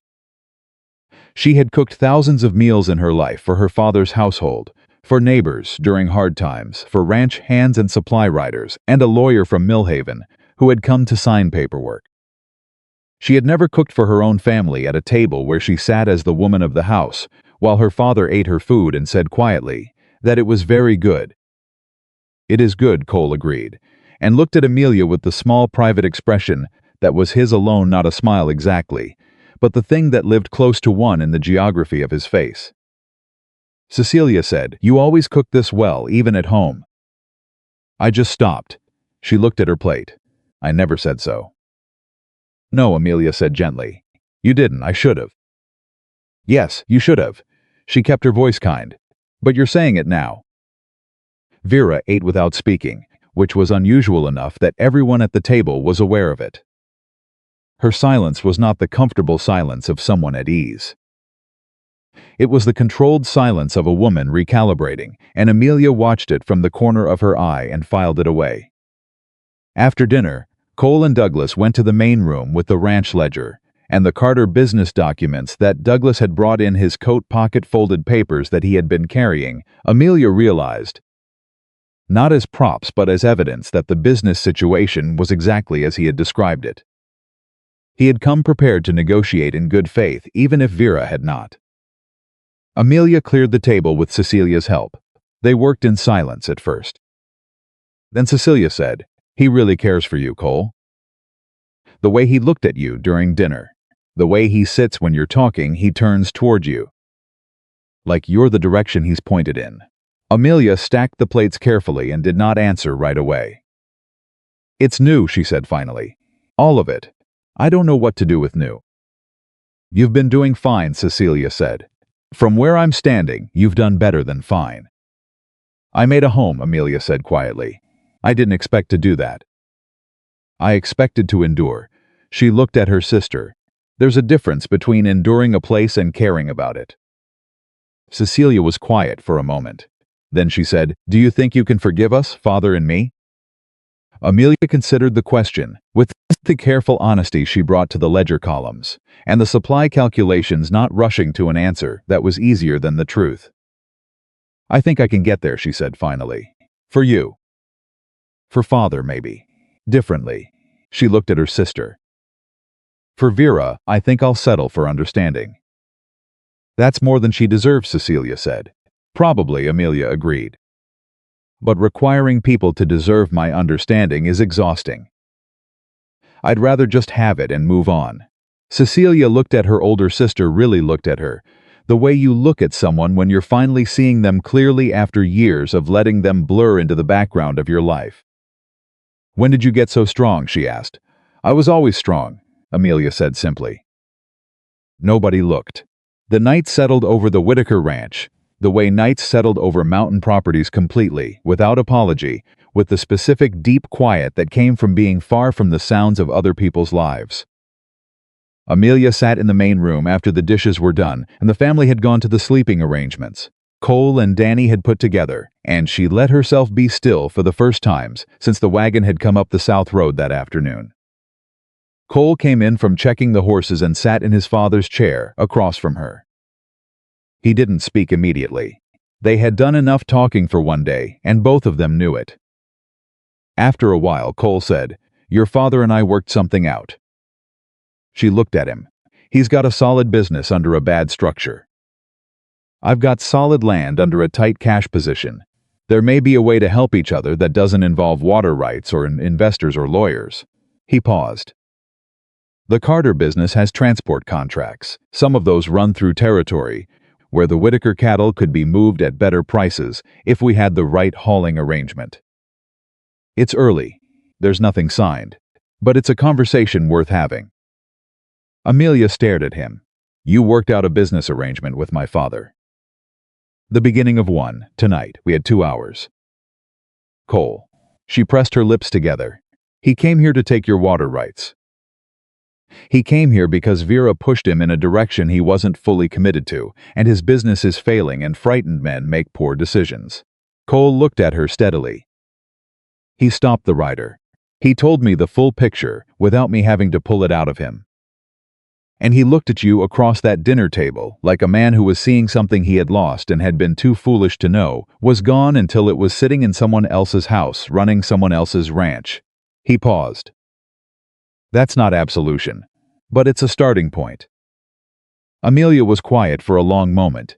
Then she said, "You're a more forgiving man than most." "I'm a practical one," he said. Same answer as before. "A business arrangement that helps the ranch helps you." "Helping you is," he stopped.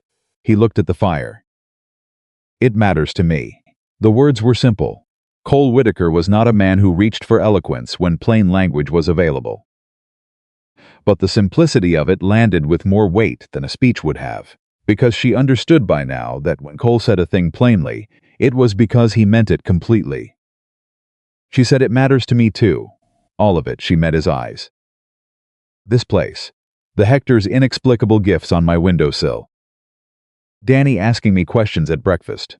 A pause you." He held her gaze. "Good," he said. She laughed. She hadn't planned to. It came out of somewhere she didn't expect, quiet and real. "That's all you've got?" "Good, it covers the territory," he said, and that corner of his mouth moved. She shook her head and looked at the fire. She felt, for the first time in as long as she could remember, something she could not have named before she arrived at this mountain. Not happiness in the way stories described it, not light and simple and uncomplicated. Something more solid than that. Something built. The morning came in cold and clear, and the Carter family left before 8.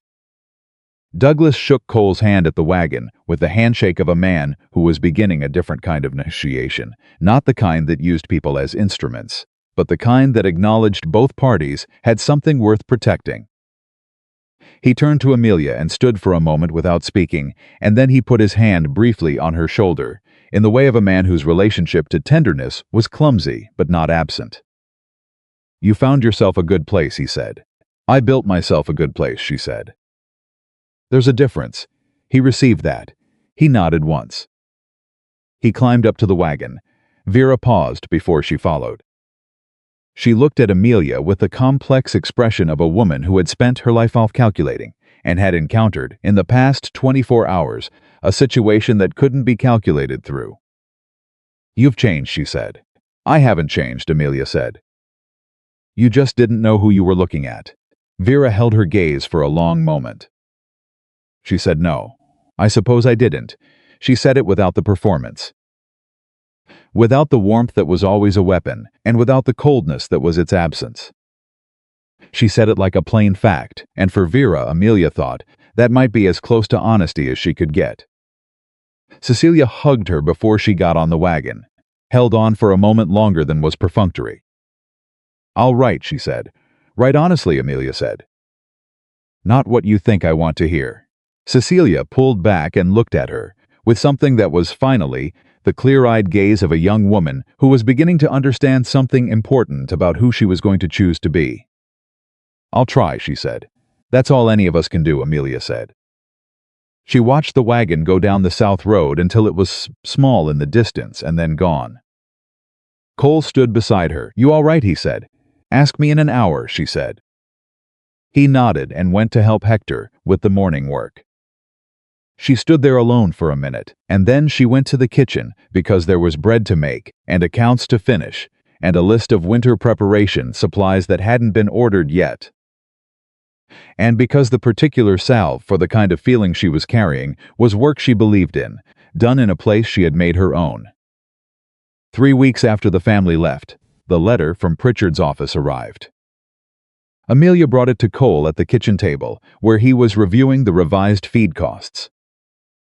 She set it in front of him without comment and sat down across from him while he read it. His jaw tightened as he read.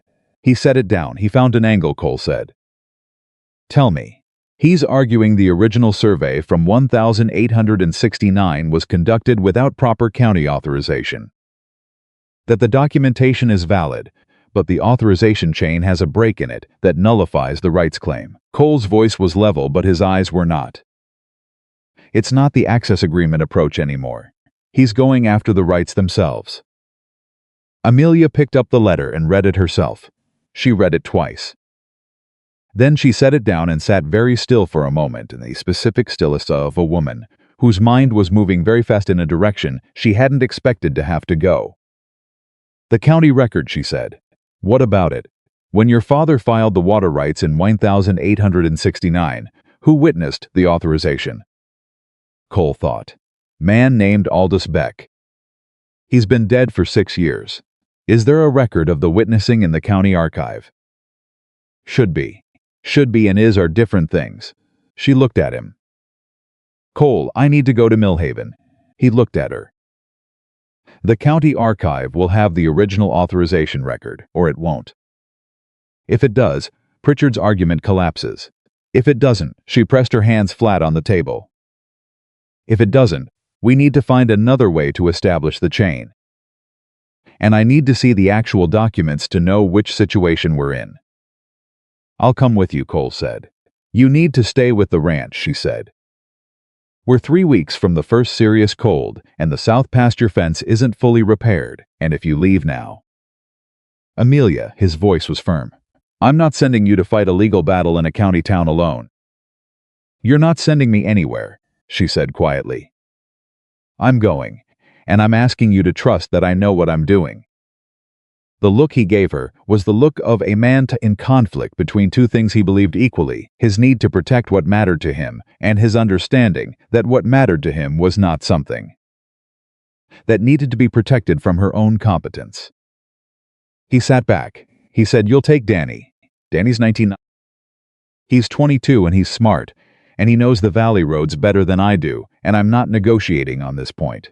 His tone was final in the way that his final tones were not aggressive, just immovable. "Danny goes with you." She could see that arguing would cost more than it was worth. "All right," she said. "Danny goes. They left the next morning before the sun was fully up. Amelia and Danny on the wagon with the copies of the water rights documentation rolled and wrapped in oilcloth against the cold. Danny was quiet for the first hour of the road, which she appreciated. He had a young man's good instinct for when a woman needed to think and when she needed company. When they were an hour out of the valley, he said, "Are we going to win this?" "I don't know yet," she said. "I need to see what's in the county archive first. What if it's not there? Then we figure out what is there and we build from it."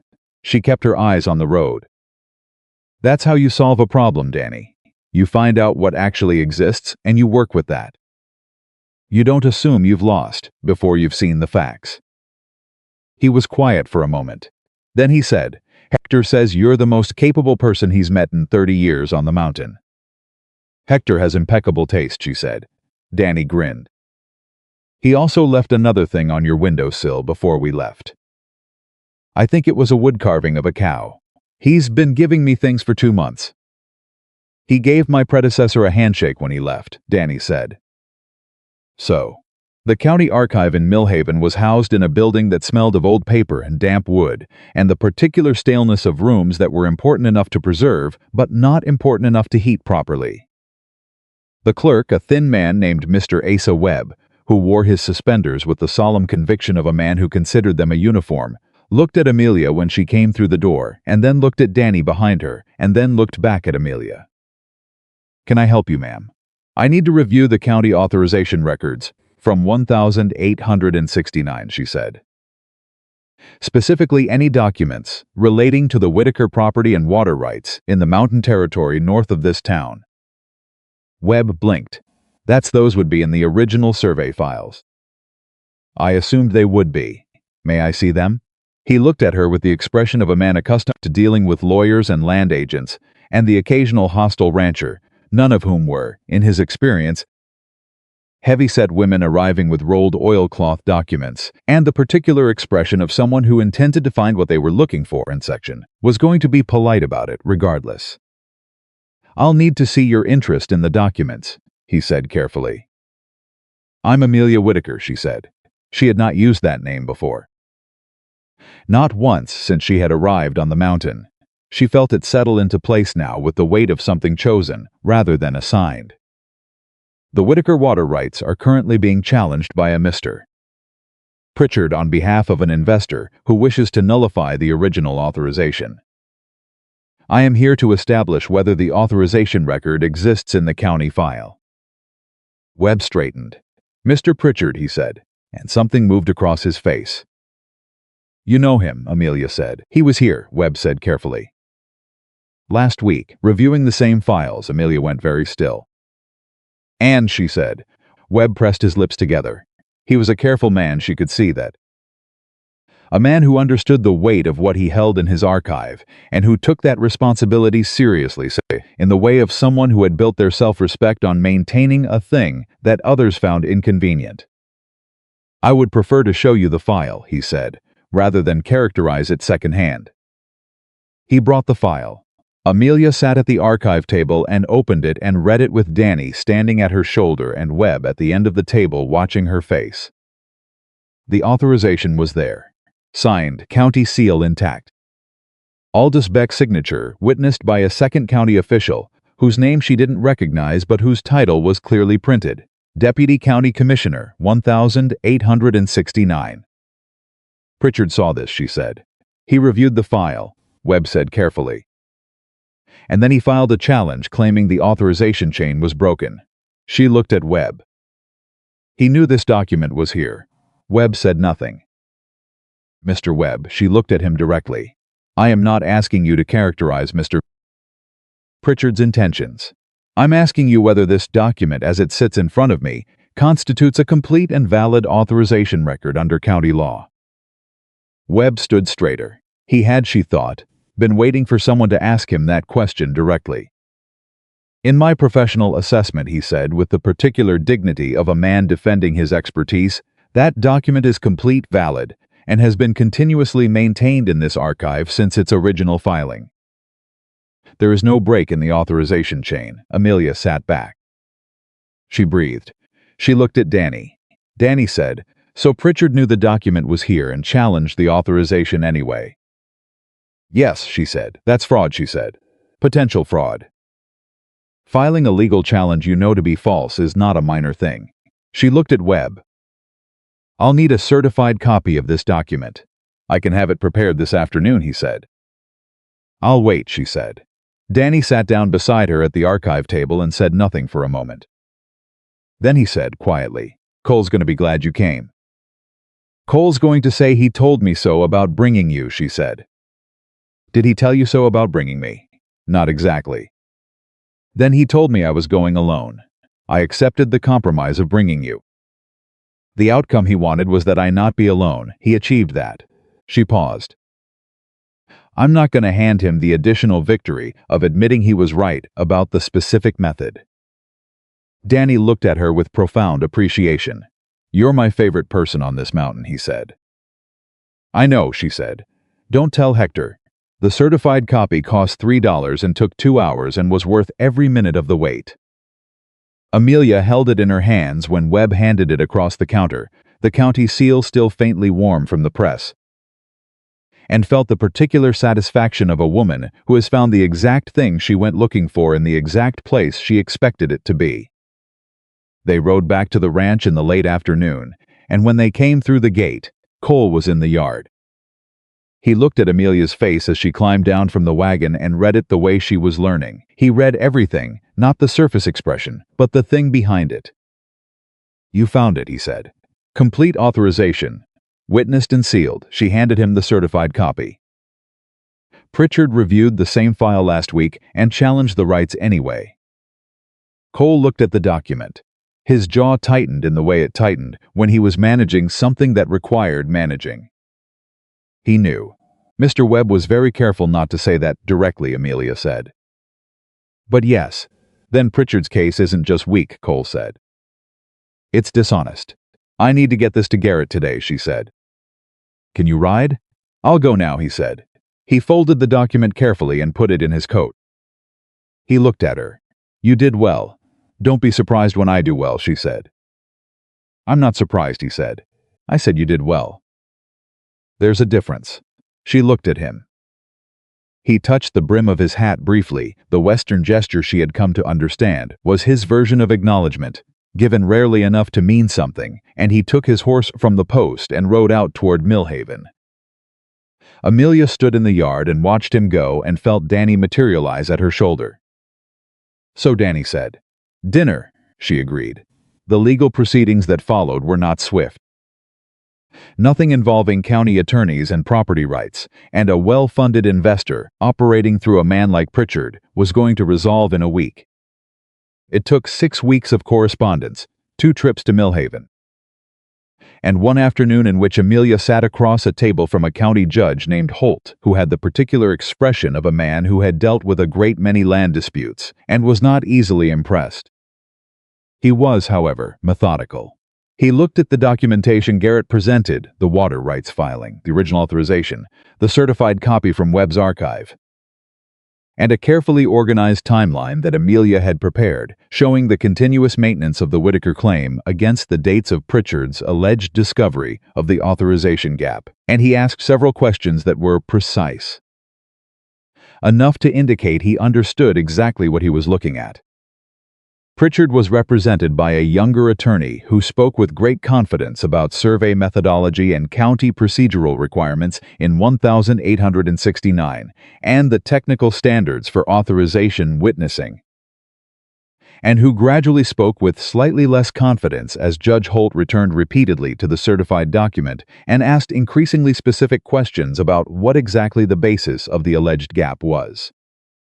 At the end of the afternoon, Judge Holt said that he would review the materials and provide a ruling. He looked at the document one more time. He looked at Amelia, who was sitting beside Garrett with her hands folded and her expression composed. He said, Mrs. Whitaker, you prepared this timeline. Yes, Your Honor. It's thorough, thank you. It's also correct, he said. In my experience, those two things don't always go together. He closed the folder. I'll have my ruling within a fortnight. The ruling came in 12 days. Cole read it at the kitchen table on a Tuesday morning, with the fire going and the first serious snow of the season pressing against the windows, and when he set it down, his face had the particular quality of a man who has been holding his breath for 6 weeks and has just been given permission to stop. "It's over," he said. Amelia was at the stove. She turned. "Pritchard's challenge is dismissed," Cole said. "The water rights are confirmed. The authorization chain is ruled complete and valid." He looked at her. The judge included a note about the integrity of the county archive records and the supporting documentation. He paused. He said the organization of the supporting materials was exceptional. Amelia pressed her lips together. She turned back to the stove. She would not cry in his kitchen. She had a record to maintain. "Amelia," Cole said. "Give me a minute," she said. He gave her a minute. When she turned back around, she had collected herself into the form of a woman who was not currently undone by the experience of having fought for something and won, which was a new experience, and which was significantly more difficult to manage than she had anticipated. Cole was watching her with the steady, quiet attention that was the most disarming thing about him, the ability to see her clearly without making her feel observed. "We need to tell Danny and Hector," she said. "We do," he agreed. "And I need to write to Mr. Garrett and thank him properly." "You do. And the winter supply order is still not finished because the legal proceedings took time I was using for." "Amelia," he said. She stopped. He stood up from the table. He walked to the stove where she was standing with her hands pressed together in front of her the way she pressed them when she was keeping herself from feeling something too fast. He stood in front of her and looked at her with the direct, uncomplicated gaze of a man who had decided something and was not going to circle around it. "You saved this ranch," he said. "We saved this ranch," she said. "The water rights were in jeopardy before you arrived. The accounts were a mess. The storage was losing a quarter of the provisions every month. The legal documentation was sitting in a drawer because I didn't know what to do with it." He held her gaze. "I was surviving this mountain. You made it worth surviving." She could feel her composure making decisions without her input. "Cole, I'm not finished," he said. "I have not been a man who said what he meant to people. I learned not to, growing up in a hard place with a father who believed that restraint was dignity. And I've kept that habit because it was easier than the alternative." He paused. "But you have worked beside me for 2 months, and you have fought for this land like it was your own blood, and you have sat across tables from your own family and told the truth when you could have let it be easier. And I am not going to stand here and be restrained about it." He looked at her steadily. "I love you. It's plain and it's complete, and I don't have a more complicated way to say it." The kitchen was very quiet. Snow pressed against the window. The fire moved in the stove. Amelia looked at Whitaker, this weathered, honest, difficult, extraordinary man who had met her at a train platform and not flinched, who had handed her the ledger without apology, who had stood beside her in the doorway of his own house while her family arrived to take what he had, who had touched the brim of his hat at her as a form of reverence and told a county judge's certified document was exceptional without knowing she was listening. She said, "I love you too. It came on faster than I expected, and it's more than I planned for, and I don't know entirely what to do with it." "You don't have to do anything with it," he said. "Just keep it." She breathed. "I can do that," she said. He reached out and took her hand, the same hand she had been pressing together, to keep herself collected, and held it, the way he had helped her off the train platform on the first night. Steady and without drama, as though it were simply the right thing to do. Outside, the snow came down over the mountain in the serious and committed way of a first winter snow that intended to stay.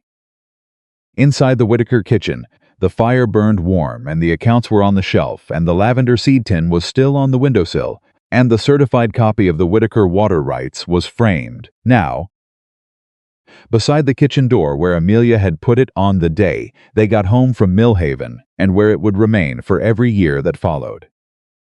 Hector knocked on the door and opened it without waiting and said, "Cole."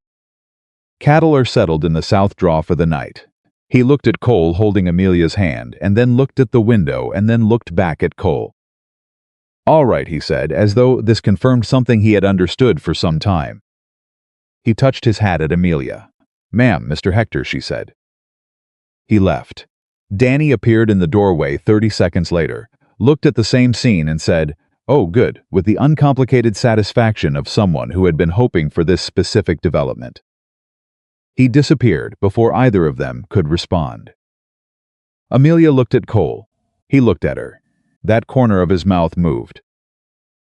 She shook her head and turned back to the stove, and his hand released hers slowly, and he sat back down at the table with the ruling in front of him. And outside, the snow kept falling over the mountain and the ranch and the water sources in the north that nobody was ever going to take from them.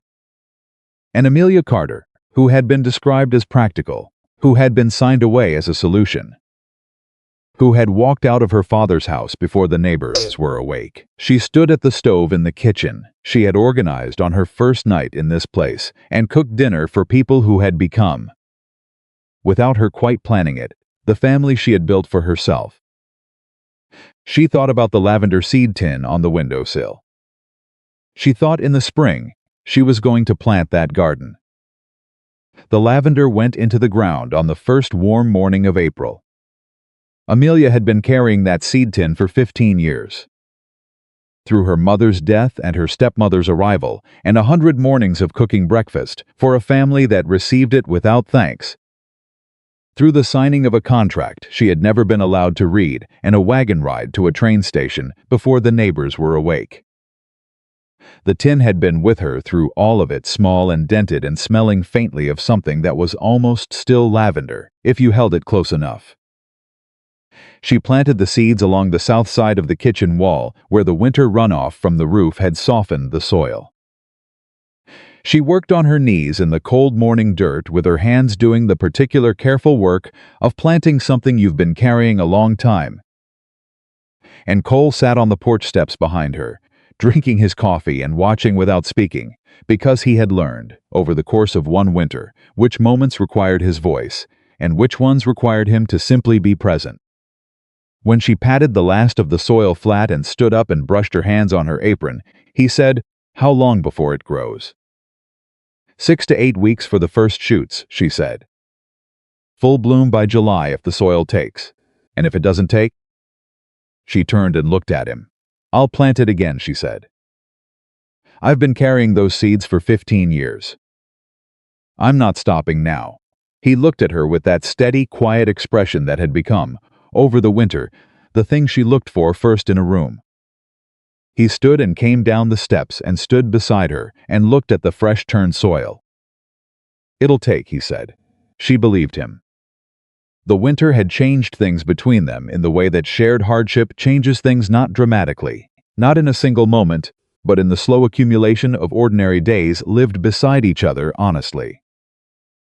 They had worked through the coldest months with the focused cooperation of two people who had agreed, without formally saying so, that this was real, and that real things were worth building carefully. Cole had told her he loved her in the kitchen on the day the ruling came, and she had told him the same, and they had both received it and kept it and built on top of it the way you build on solid ground steadily. Without hurry, with attention to what was underneath. He had not rushed her. That was the thing she came back to, often in the quiet moments of the winter evenings. He had not rushed her.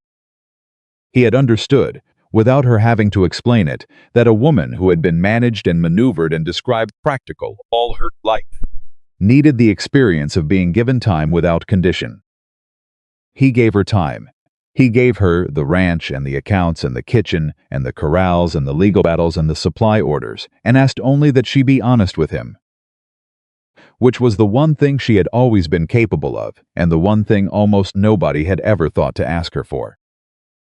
By February, she had restructured the winter supply arrangement to reduce costs by a third without cutting quality, which Hector received with the same grave approval with which he received all good news, which was to say he came to the kitchen doorway and said, "Supply arrangement is better," and touched his hat and left. By March, the accounts were not merely organized but genuinely healthy. The Whitaker Ranch was not wealthy, but it was no longer tight. And the difference between tight and stable was the difference between managing disaster and building something. Danny had turned 23 in January, and Amelia had made him a cake, using the last of the good flour, and he had looked at it with the expression of a young man who had been alone long enough that being remembered on his birthday was something he didn't know how to receive gracefully. He had eaten 3 pieces and not said much, and afterward he had come to the kitchen door and said, "Thank you, Miss Amelia," and she had said, "It's just Amelia," and he had nodded and said, "Thank you." Amelia, with the careful solemnity of someone accepting something important. The Carter business arrangement with Cole had developed slowly through the winter by letter. Douglas wrote in the stiff, factual way of a man who was more comfortable with numbers than with words, and Cole wrote back in the same register, and between the two of them they had worked out the shape of something that might, by summer, become a formal transport and cattle agreement. Amelia was not involved in those negotiations. Not because she wasn't capable, Cole would have put the whole thing in her hands if she'd asked, but because she understood that her father needed to build something with Cole that was separate from her. That Douglas Carter needed to prove to himself that he could do business honestly and without using anyone as a tool. She let him try. He was trying. She had to give him that. Cecilia wrote faithfully, twice a month, and kept her promise about honesty. The letters were sometimes uncomfortable. Cecilia was working out who she was going to be with the particular deity of a young woman who had watched her older sister find herself on a mountain and was now taking stock of her own terrain. She wrote about Vera sometimes. The letters about Vera were careful and fair in the way that Amelia recognized as Cecilia, trying to see their stepmother clearly rather than simply. Vera had apparently been quiet since the return from the mountain. Less maneuvering. Whether this was genuine or strategic, Cecilia couldn't determine. Amelia wrote back that sometimes the distinction mattered less than the behavior, and that changed behavior was worth acknowledging, even when you couldn't verify the interior. Spring came to the mountain the way spring always came to that altitude, reluctantly at first, then all at once like a decision being made after a long period of deliberation. The upper pastures greened. The creek that ran through the north property line ran high and clear with snow felt from the peaks, the same creek whose rights they had spent the winter defending. And Amelia walked to it once in early April just to stand beside it and listen to it run. Cole found her there. He came up beside her without announcing himself. He moved quietly for a large man, always had, and stood with her while the water ran over the stones below. "Thinking," he said. "About what?" she considered. "About what I thought this was going to be," she said. "When I came here. What I prepared myself for. What did you prepare yourself for?" "Endurance," she said. "I thought I was preparing myself to endure a situation with whatever grace I could manage. To be useful to someone who needed a practical woman and to ask for nothing beyond not being treated cruelly." She looked at the water. "That was the full extent of what I thought was available to me." Cole was quiet beside her, and now, he said. She looked at him. "Now I'm standing beside a creek that belongs to us and thinking about a lavender garden that's going to bloom in July and planning a supply restructure for next winter that's going to save enough money to add 12 head to the herd by fall." She paused. "And you're standing here with me, and none of it is what I prepared for." He looked at her steadily. "Is that all right?" "It's more than all right," she said. "It's the thing I didn't know how to want because I'd never seen it available." He reached over and took her hand. She let him. They stood beside the Whitaker Creek for a while in the April morning, and the water ran clear and constant over the stones, and the mountain held them both in the same indifferent, enormous way it held everything. And Amelia thought that there was a particular kind of peace that only came from standing in a place you had fought for and knowing that you were allowed to stay. It was Hector who brought the news in May that Pritchard had left Millhaven. He came to the kitchen on a Tuesday morning, with the information delivered in his characteristic manner, direct, unembellished, without apparent emotional investment in the reaction it would generate. "Pritchard's gone," he said. "Heard it from the supply rider. Packed up his office 2 weeks ago. Word is the investor pulled his backing after the judge's ruling." Cole at the table looked up from the accounts. Amelia set the coffee pot down. Did the supply rider say where Pritchard went? South, Hector said. That's all anyone knows. Cole looked at Amelia. She looked at Cole. It's done then, she said. It was done in November, Cole said. This is just the last door closing. Hector touched his hat and left. Danny came in from the barn approximately 90 seconds later, which meant he had been waiting outside the kitchen door for the conversation to finish. So Pritchard's gone, he said. Were you listening at the door? Cole said. No, Danny said, sitting down. Hector told me before he came in. Cole looked at Amelia.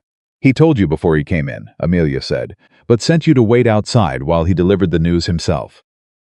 He said you'd want to hear it from him first, Danny said.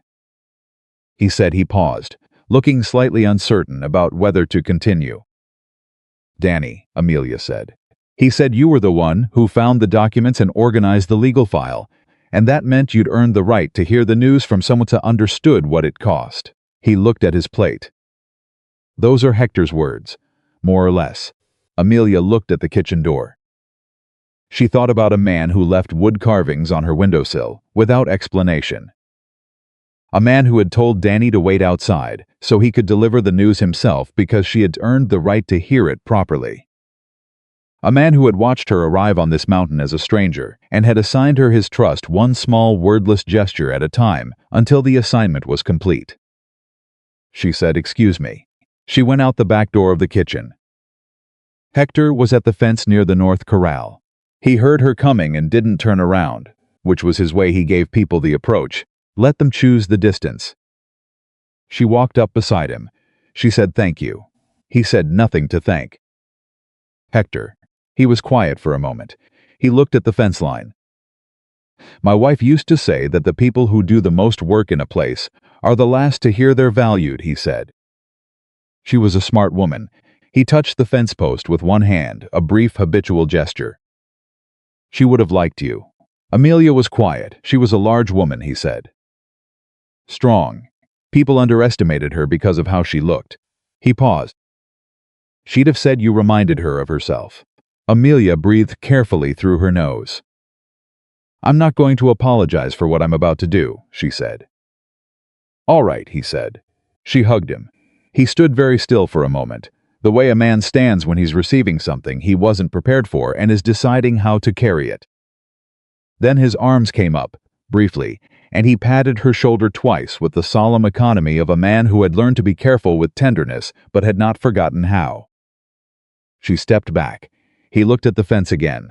Cattle look good this spring, he said. They do, she agreed. She went back to the kitchen. The wedding was in June. It was not elaborate. Neither of them wanted elaborate Cole because he was constitutionally opposed to performance. Amelia because she had spent enough of her life waiting for occasions that were supposed to be meaningful and finding them hollow, and she wanted this one to be real rather than impressive. They were married by the circuit preacher who came through the valley on his quarterly route, in the main room of the Whitaker house, with Danny and Hector as witnesses, and the windows open to the early summer morning. Amelia wore the best dress she owned, which was the deep blue one she had made from fabric she had bought with her own saved money on a supply trip to Millhaven in March. It fit her the way clothes fit a woman who had made them herself with full knowledge of her own body properly, without apology. She had not made herself smaller for the dress. She had made the dress for herself as she was, and it was right. And she knew it was right when Cole looked at her across the main room, and the expression on his face was the one she had come to know as his most honest, the one, without any performance in it at all.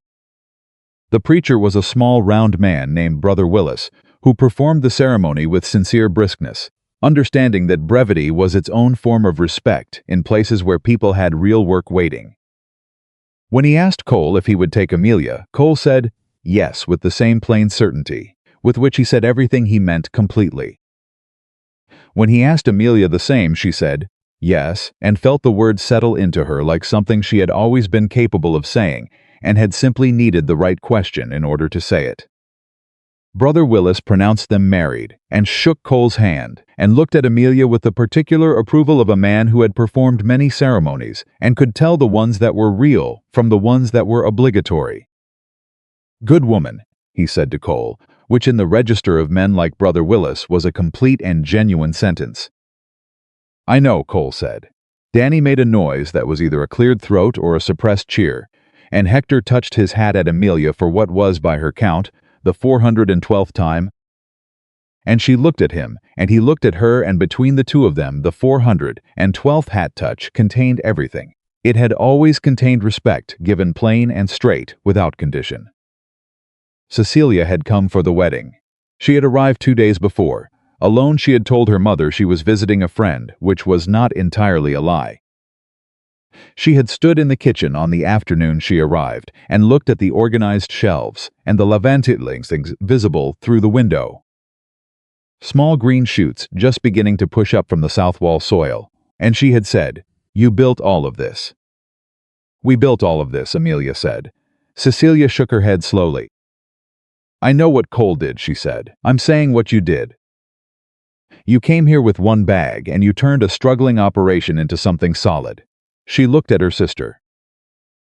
"You need to hear that from someone in the family." Amelia set the coffee cup down carefully. She said yes. "I did." She had stopped refusing the acknowledgement.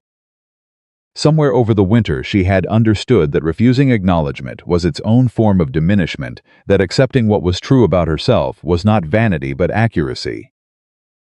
And that accuracy was what she had always asked of the world in return. Cecilia cried at the wedding, briefly and without embarrassment, the way young women cry when they're watching something beautiful and feeling, simultaneously, the weight of what it took to get there. Douglas Carter had not come.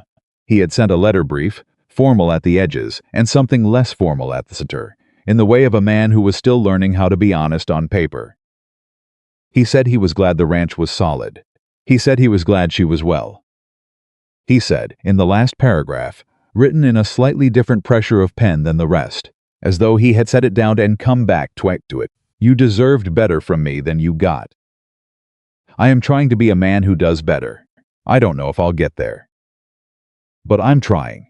Amelia had read it 3 times and then put it in her mother's Bible, in the pages where she had kept the things she wanted to carry forward.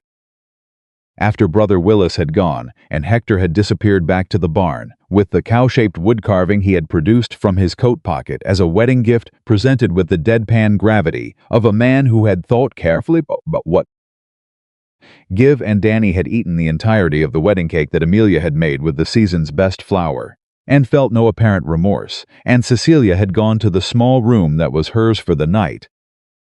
Cole and Amelia sat on the porch in the early evening and listened to the mountain be quiet around them. It was the same porch she had looked out for on her first morning at the ranch, when she had stood in the cold and tried to understand what she had walked into. The same mountain line against the same sky. Everything else was different. Cole said, "How do you feel?" "Strange," she said honestly. "Good strange. Like I'm standing in a room I've known how to find for a long time but couldn't locate the door to." He nodded. He understood the language of things that were hard to name. It was one of the things she had come to love about him most, that he accepted the complicated version without requiring her to simplify it. "Cole," she said. "Yeah, I want to tell you something." He turned to look at her. "The morning I left my father's house," she said, "before the neighbors were awake, with my one bag and my seed tin and my mother's Bible, I made myself a promise.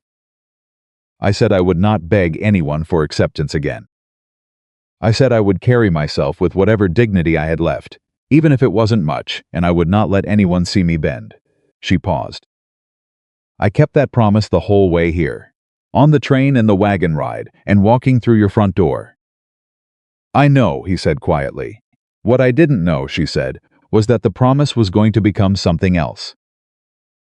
That I wouldn't need to carry myself with dignity, because I had nothing left. I'd need to carry myself with dignity because I was worth carrying that way." She looked at him. "You didn't give me that. I had it. But you were the first person who looked at me and saw that I had it, and that changed what I was able to do with it." Cole was quiet for a moment. He reached over and took her hand the way he had taken it beside the creek, steady, without drama, as though it were simply the right thing to do. He said, "The morning you reorganized my kitchen shelves." "The first night." She laughed softly, you noticed. I noticed everything from the beginning, he said. I just didn't know what to do with noticing yet. She looked at the mountain line going dark against the evening sky. She thought about the lavender in the ground along the south wall. 6 to 8 weeks for the first shoots, full bloom by July. She thought about 12 more head of cattle by fall. She thought about Danny's questions at breakfast and Hector's hat touches and a wood carving of a cow sitting on the mantelpiece, next to a small tin that no longer needed to travel. She thought about the woman who had signed a contract she hadn't been allowed to read in a house where her father stood at the window with his back turned and had walked out before the neighbors were awake. That woman had carried lavender seeds for 15 years, with the idea that someday she would have a garden of her own. The seeds were in the ground. The garden was coming. Cole's hand was warm around hers in the cooling evening, and the ranch was quiet with the particular quiet of a place where everything that needed doing had been done well, and the mountain held them both in its enormous, indifferent way. And Amelia Whitaker, who had been called plain and heavy and too difficult and practical and a burden and a solution, and every name except her own, sat on the porch of the life she had built and felt, in the marrow of her bones, the specific and irreversible knowledge of a woman who had finally, completely arrived. She had not been sent away. She had been sent home. And no one, not Vera's calculations, not Pritchard's fraud, not the investor's money, not the years of silence from a father who didn't know how to see her, no one was ever going to take that from her again.